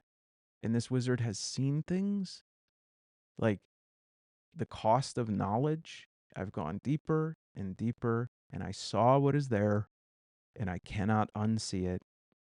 And that is the cost of like ultimate destructive power in this universe, is that you realize that this is just going to keep happening no matter what. The queen of Ambria, who was like this conquering hero queen who brought the humans back to Ambria, and this is our land, and these all the elves, they need to get out of here. This is where we're supposed to be, and all these other creatures, they took it over. And so she comes in, she's 21 years old, and they keep talking. She has this jubilant smile, and everybody wants to just like serve her and be heroic for her and everything. And they said the cost of this war, though, it was so severe that like when it was time for her coronation, she was still young and she was just dead inside. Like her eyes were just blank. And they said it's 20 years later now and she's just like a shell. Right? That's that is a theme in this game, is like, how do you persist? And yet at the same time, humans are persisting. They are playing music. They are having festivals. They are having a laugh. But it is terrible in the big picture. But at the same time, and I always say this about Grimdark, a terrible reality is a clarified reality. When things are awful, you pretty much know, and I'm talking about in fiction. I'm not like I'm not doing like a Teddy Roosevelt time for another horrible war or something. Like I'm saying in fiction, when it's terrible for everybody, you just know the cost of things, right? Everything, the cost of everything is very clear. I feel like I'm flipping to every page that has no pictures of anything. Um, so yeah, so we'll talk about the tools that we're gonna use for this, and how we're going to manage solo. I've made some changes. We're going to try to simplify things, and we're gonna learn things as we go along. A big part of the first step here is we're just going to kind of start writing a story, and along the way, we're going to see like what do we need here. So I've already made some guesses from a solo play standpoint. Your starting stats should total 80, and I said let's give 88. This website again is great for this. Like anytime I have a bunch of these, this is where this website really comes in handy. So yeah, Symbaroum tools, you could just search in the search bar up here and it will bring up whatever you need. All of these are listed here. But I also want to say on the Iron Pact, which is a website, unfortunately, but reasonably, does not get hasn't been updated since like 2024, and that was just one update. Before that, it was like 2020, but they still have a lot of good stuff, a lot of dead links, but a lot of good stuff. And one of the most amazing things, remember I said like a lot of focus on abilities, is this PDF of abilities. Now check this out. These are the collection of abilities. Not bad, right? Oh, keep going. Oh, keep going. Oh, keep going. Keep going. Keep going. There we go. So we want to look up here. This is not necessarily going to have like weapon qualities and stuff, but I want to look up to see what Brimstone Cascade and Mind Throw are. I don't see them on this one. Let me find these. Okay, so yeah, both of these are cool and also pretty open. So, Brimstone Cascade, a cascade of fire dealing heavy damage against a possible chain of enemies. And then Mind Throw is basically Jean Grey. Move and throw loose objects, attack or defend with them, lift and throw enemies on Adept, which is kind of funny. The Flagellant has Steadfast here, which two attempts to break physical effects and shake off ongoing powers, retaliate mental attacks. That probably won't come up because I don't think I'm going to put any physical effects on them. And they also have Berserker, extra damage when fighting in melee, ignore damage but worse defense on Novice and Adept. So it looks like we have a little bit to look up here to see like what the level of damage for these things are. So that's why I usually go straight to Symbaroum tools. But I do like this PDF when I'm looking and trying to do like a character builder and NPC build, just saying like, okay, this is a menu. Let me find 2 things, 3 things that I can give to an enemy that makes them sort of coherent. All right, so Berserker, we're doing the novice abilities for each of these. This will be a special action. If I roll do a 1d10. If I roll a 10, and maybe I'll count that down by 1 each round as they get more angry. See if it even lasts that long. Combat's very deadly in this game. But yeah, they can go into a murderous frenzy. They deal 1d6 extra damage in melee, but they can't defend. So the attribute on which defense is based is considered to be 5 when calculating defense. Okay. And then Brimstone Cascade. This will be tough if this connects. The Mystic lashes out with fire and brimstone against a target. If the Mystic succeeds with a quick on resolute attack, the Cascade deals 1d12. If they fail, it's 1d6. Mind Throw is both active and reaction. They can hurl objects in the surrounding area as weapons, so they'll have to make a resolute and quick test. So yeah, we'll have to come back to this. This is why this is a good website. We'll have to come back to this to like check to see how different things are dealt with. Let's see. If an object is used as a temporary shield, I mean, resolute test for magic projectiles. I'm not going to have that, but I might have a bolt like from a crossbow. So yeah, we'll figure that out. And what else do we have here? Plus rope, flexible, balanced, concealed. Oh, yeah, jointed. I don't think I could use this. I remember jointed now, and you can read it and let me know if you understand it. There's something about the wording of jointed weapons that has always confused me. All right, we'll go down the list, but first we'll do jointed here.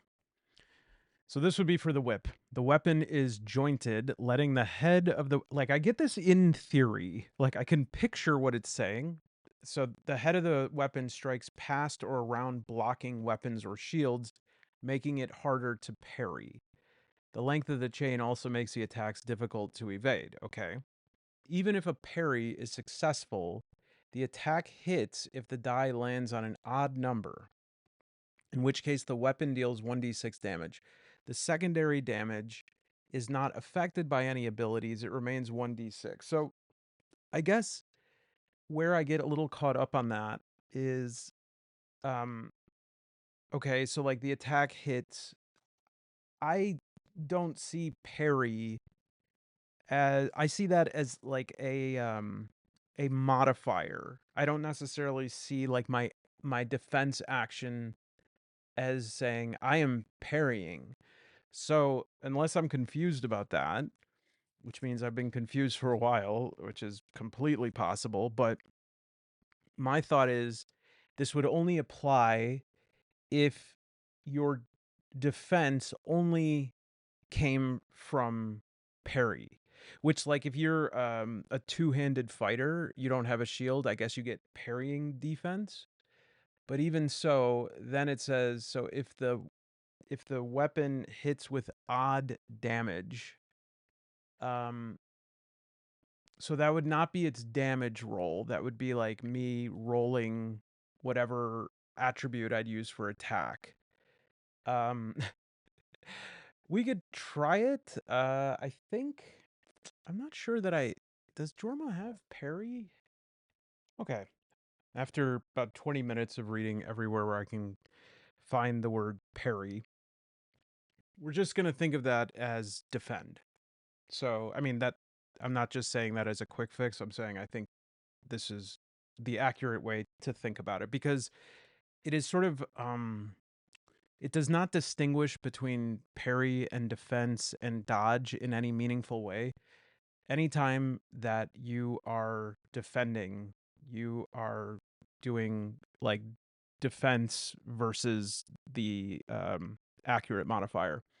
And so this would mean that if I roll a successful defense, but the number that like the attack lost on, if that's odd, it still gets to like wrap around the top. Think of like a flail around the top of a buckler and hit my forearm or my head or whatever. So it could still do 1d6 damage.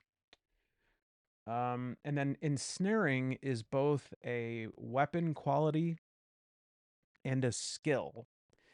And so this flagellant does not have this skill, which allows like more stuff to be done with this.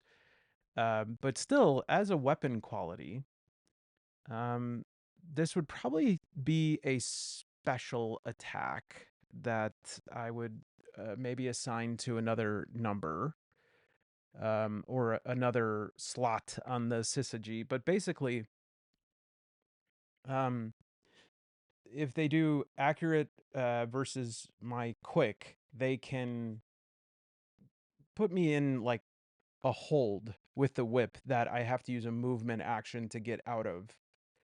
and they would have to test accurate quick again.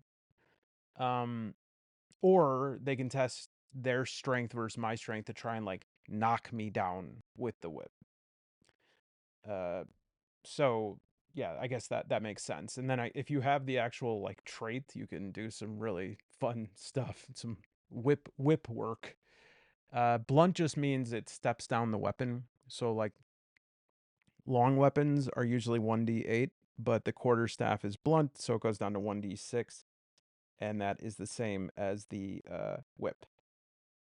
Long means that if you're engaged in melee, you get a free attack against anybody, a different enemy each turn, as long as that enemy does not also have a long weapon. So that would apply to me, except the natural tactics of the novice of the order is to be like to create distance and to cast spells. And so it would probably be not very good for them. They wouldn't be in a good position if that applied anyway. But in case they were, that's what that would do. And then whip fighter allows basically a person to dual wield with a whip and get a free attack. The flagellant does have a sword. I am removing that for this level of flagellant. Is that this would I'm scaling down the fighter a little bit and not really touching his stats. So I'll just take away that ability to do the 1-2 punch. And again, this is Symbaroum.fr. I'll put the link to this below, but you could even see on the bottom left here, it also has weapons. So we can look up the long whip here. Everything I just said, jointed, ensnaring, blunt, gives you like a little bit of info about it. If you take it off of compact, it will give you like even more information about all of these, display descriptions. Yeah, it can get quite, take up a lot of space, but I think that's cool. I don't mind when I'm not trying to like fit it into an OBS screen. And then the last thing I guess will just be to bring up the quarterstaff, and then we're ready to go. So the only thing that I guess you'd have to know on your own, for instance, the quarterstaff here is listed as damage 1d6. In Symbaroum, the enemies have fixed damage, which it doesn't usually say here, but it's usually half of whatever the highest potential is. So 1d6, it's 3. Quarterstaff and long whip both have a set damage of 3. Perfect. I'm about to start combat, and this probably won't show up on the mic, but there's a thunderstorm outside. And I just want to say one last thing about Prima Materia. This is a perfect example of something that you can make use of, like the empty oracle tables that I put in the back here for like different. This is me trying out some different like attack responses using all of the dice. Here they are in their little portents holder. I got that off of Etsy, by the way. I don't, I don't know. I didn't make this or anything, but how awesome is that? It says portents, and that's one of the things that is one of the modes of input on here is portents. I didn't even plan it. Apparently, that's something in D&D that I have no idea about. And we'll say that this is like a back door area to the prison, and I thought this would be a good flagellant, and this will be the novitiate of the novice of the order. Come on, I gotta make a little uh, picture of this guy. So he's got to be very self-serious, right? And what does he have? A quarterstaff. So yeah, like this is there is also in the I think advanced players guide this like additional character sheet that allows you to track like your favor within the factions. In the advanced players guide there is some wild stuff like pitch battles. You could do a thing where you like lead a faction, or how you can be the overseer of a domain and how you would like handle the affairs in that domain. There we go. And there's some sort of power. Yes, my power. I just got this power. There we go. It's coming out of my hand and my eyes. And I don't get back. I'm very powerful. There we go. And this guy is just a mess. All right, so we will look at the. There we go. There's our set. Oh, bad omen. We'll look at the quick of. Come on, Jorma, get it together. You got a big fight coming up here. Excuse me for 1 second. I have to talk to him. Are we gonna do this again? Did you drink? You drank before combat. Well, because you're falling over. No, no. We'll talk about this after. We'll talk about this afterward. So sorry, everyone. A little movie star moment here, but let's talk initiative. 9 and 9. All right. And perfect. Jorma has an 11, so Jorma will have the drop here. And there is a thing, though, that if you're engaged in melee at the outset and a person has a long weapon, that sort of like, I think, counts as a step up for initiative. Once a scene can use double movement. And let's see, what's the distance? So I might charge.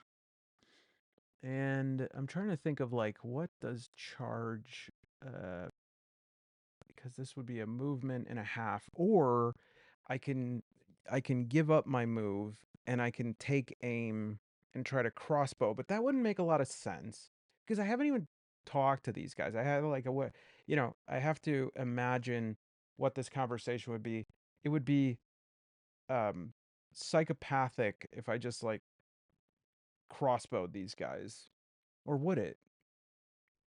Would I use lethal force on these individuals? Yes, I would. I'm going to give up my movement action and I'm going to take aim. This also means I'm going to have to switch weapons, but they're probably not going to be able to close on me.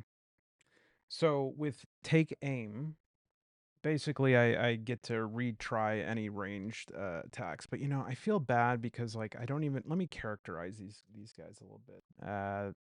The novice or the flagellant says, "We should leave this place." He's like, "Leave this place? Why do you even speak of such things? The Order has deemed that we are to oversee Pergola and these strategies of truth extraction, which are so important to our Order. But this is not the full expression of worship of Prius. You have a weak stomach, is it? Weak? No. I care not for the wails of heretics. But there is nothing for us to do here. There is nothing for us to defend here. Do you think that that is a bad thing? Do you think that having not to protect is a bad thing when it comes to the holy work of overcoming the Queen's adversaries? Higher number gets the arrow. All right, so it's gonna go here. So what's the range here? 2, 3, 4, 5, 6, 7. So let's say the distance. All right, so if I'm within 10 meters, then it's short, and that's really good because that gives me +2 on my attack roll plus 1d4 on the actual damage. If I'm more than that, up to 20, there's no modifier. So I think I'm 1, 2, 3, 4, 5, 6, 7, 8. So this is short. So this is going to be unfortunate, I think, because does my accurate no, that's I was thinking of my Nefarani. So Jorma has 2 chances to get under 15 here. 18? I need my Dragonbane luck. 19?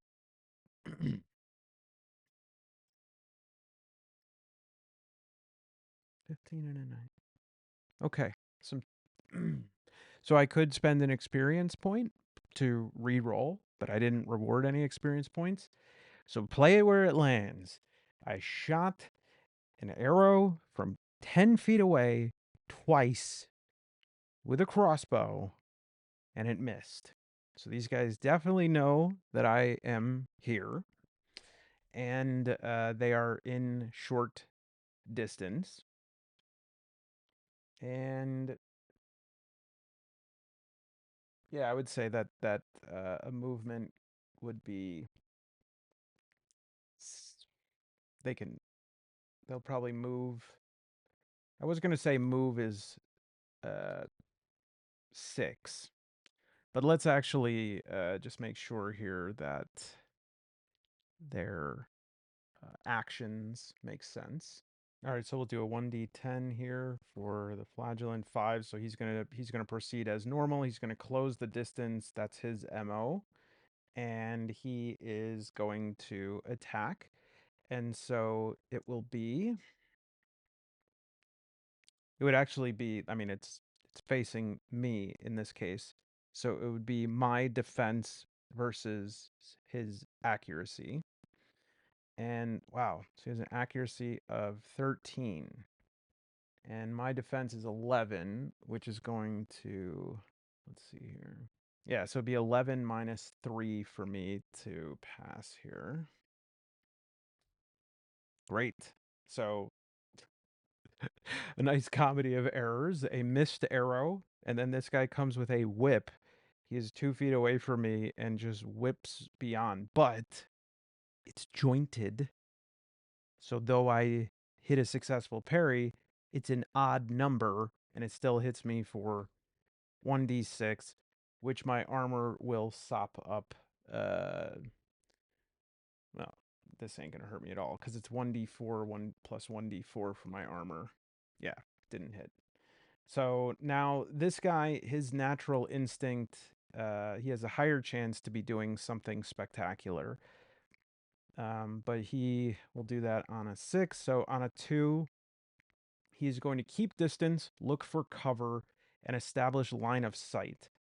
And I think his like big move is going to be that brimstone cascade, but he's probably going to try to mind throw stuff. So how many objects are there to mind throw? 4. So he can do this 4 times. And we will just mark those thusly.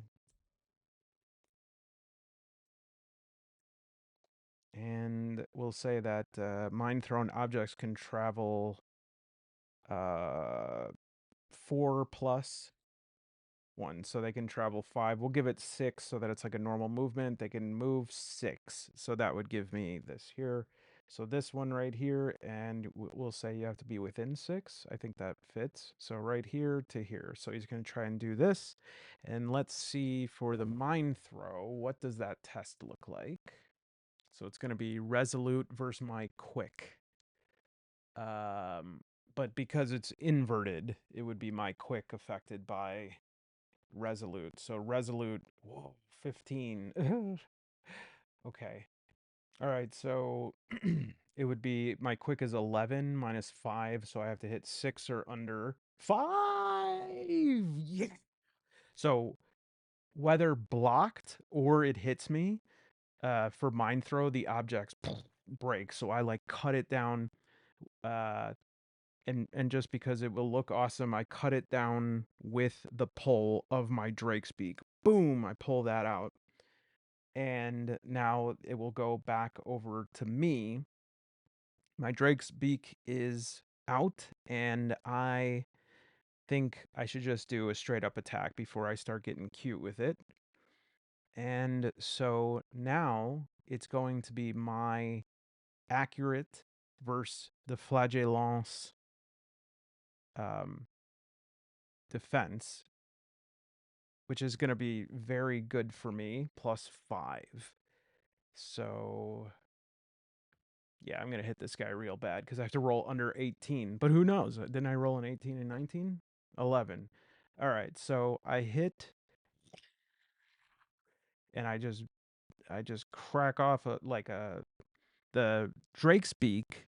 Now, is it my beak or the drake's beak that's cracked? And I mean, I am a drake, but I'm saying me or the weapon because that was part of the statue. So is my beak cracked?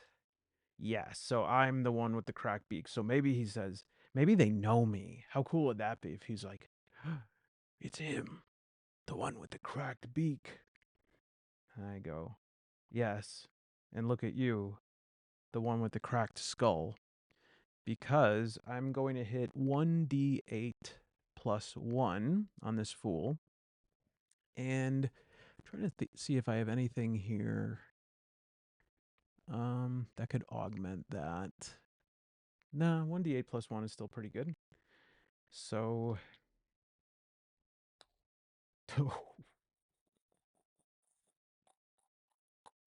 all right, so I hit him for 9. His armor is going to just soak up 2, so that's 7. His tough or pain was 6. So that means I'm going to knock him down. So he's down 11 to minus 7 is 4. And I'm going to do a follow-up attack, of course. And I believe that one was 1d6, or was that 1d4? It's 1d6 for now, and then we'll correct it later if we need to. So another 1. All right, so that brings him down to 3. This guy is like, whoa, holy crap. So it would start over though, and the initiative stays the same. So I'm actually going to close the distance here, and I am going to do another melee attack here. This guy, if he successfully gets up before I do anything, I'm going to have him go berserk. And this guy is probably not feeling too good right now because his pain is 3. And his defense is +1. Well, that's pretty good defense actually. So it'll be my accurate 3, so I have to roll under 14. 17, shake and bake, didn't do it. Okay. I accept. So a miss on that. He is is he gonna try to move away from me?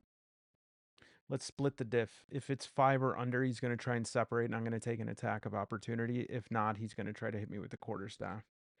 All right, so he is going to try and hit me with the quarterstaff. Blunt and long. That will hit me for 3 minus my armor. And so he has a 7. It's going to do +3. So basically my defense +3. So that's good. Yeah, there's... But I don't know why I keep being so self-assured and then failing these extremely easy rolls. So 14 or under.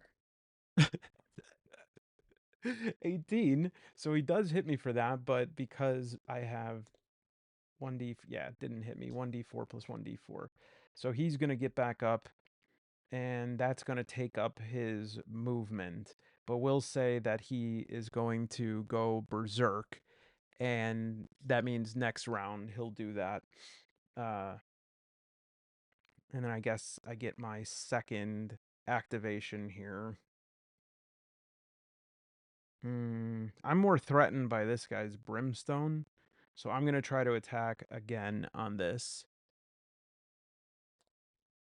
3. Got him. All right. So for sure, I got to stop. I don't know anything. So I'm going to roll 1d8 plus 1.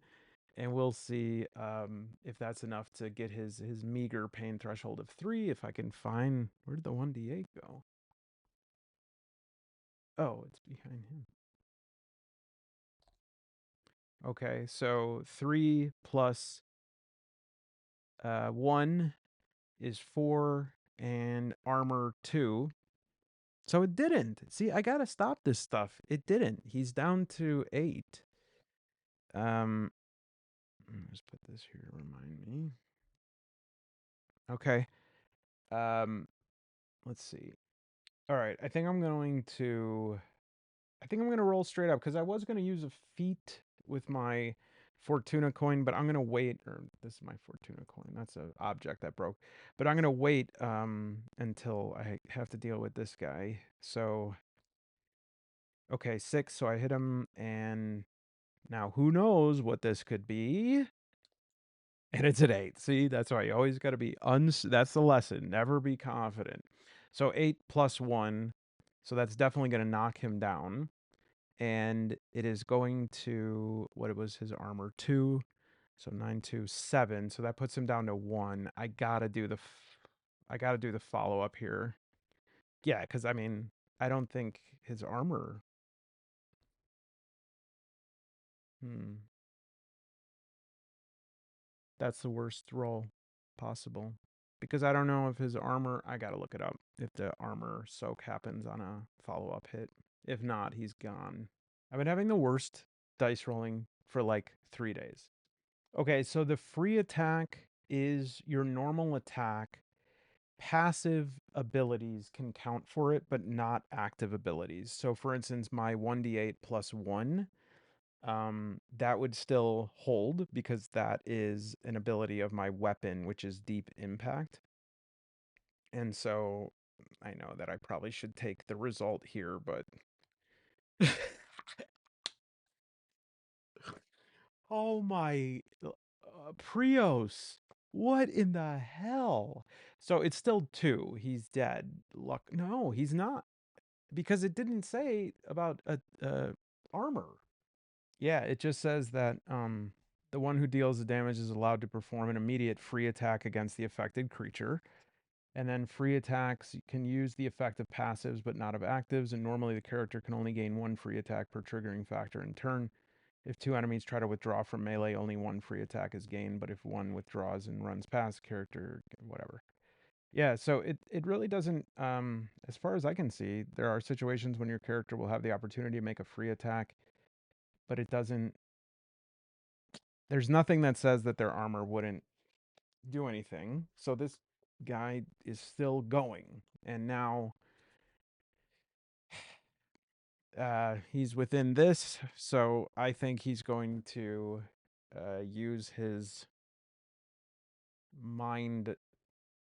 He's going to throw whatever this object is. This object is a bust of a statue that's half broken.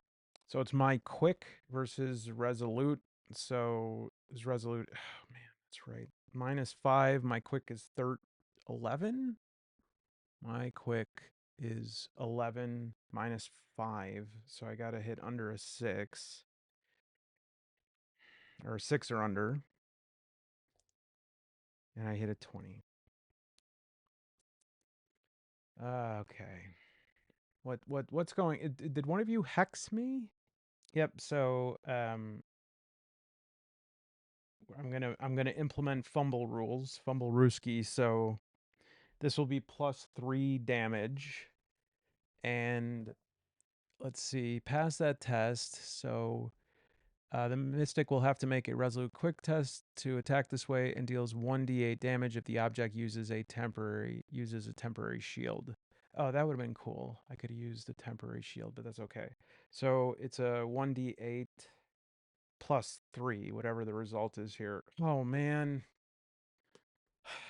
This was supposed to be a quick wrap up to the session here. 8 plus 3 is 11. And so I've got to roll some pretty strong, but they're both going to be 1s. So, okay, 2. What a miracle. So that brings it down to 9. And 2. That brings it down to 7, which still hits over my pain threshold. So now I am knocked down and I have to get back up. So now it goes to this guy who, because I'm so creative, I activated his berserk rage. So that now means, wait a minute, what is my health at here? My health is at 3. Looks like I'm going to be able to show you guys what the death roll is like. And there's just no way that Carver is going to just come out and say, I'll save you, because he doesn't even talk. I'm rescuing him, and I thought I had this good plan, best laid plans, etc.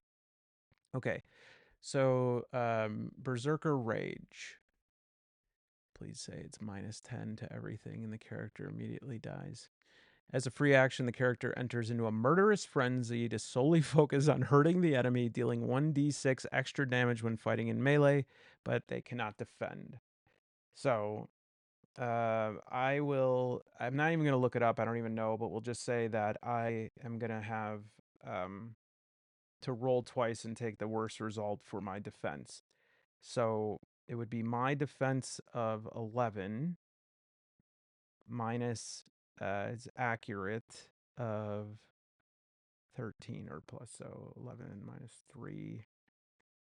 So I have to roll under 8, which I succeeded, and then I succeeded again. And so I avoid this attack, and that shows you when you don't get angry. He flies over into this health meter that's right there. He doesn't even know what the hell's going on. I will use my movement action to stand, and I hot temperate cheese. I'm using Oh Fortuna. And let's see what I can do. All right, I'm going to move into melee range and then restart turn. And now I will do the feat, which is clean hit. And I will say something really cool. Maybe I'll say, can you move this with your mind? And I get a clean hit on this guy, but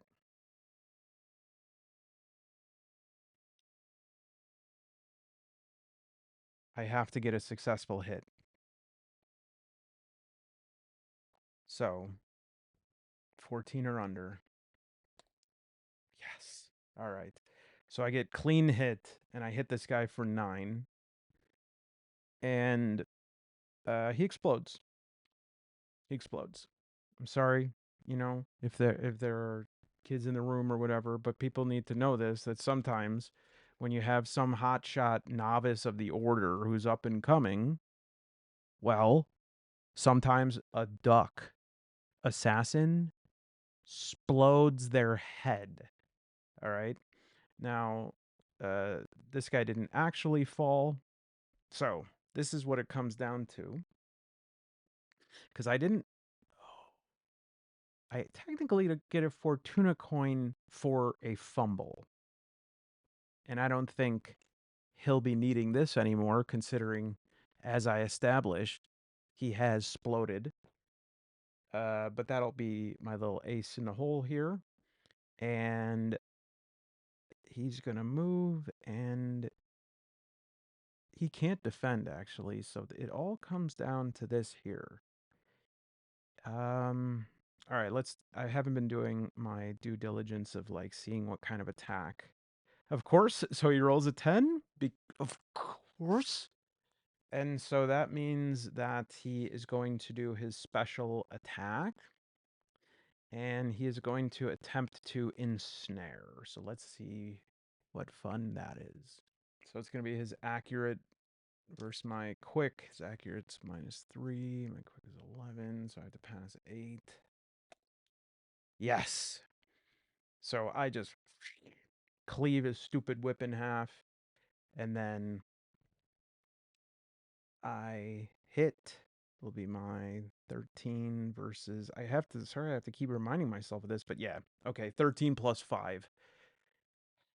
I haven't asked for much. I need an 18 or lower. Okay, because I've been recording too long. Come on, Jorma. Thank you.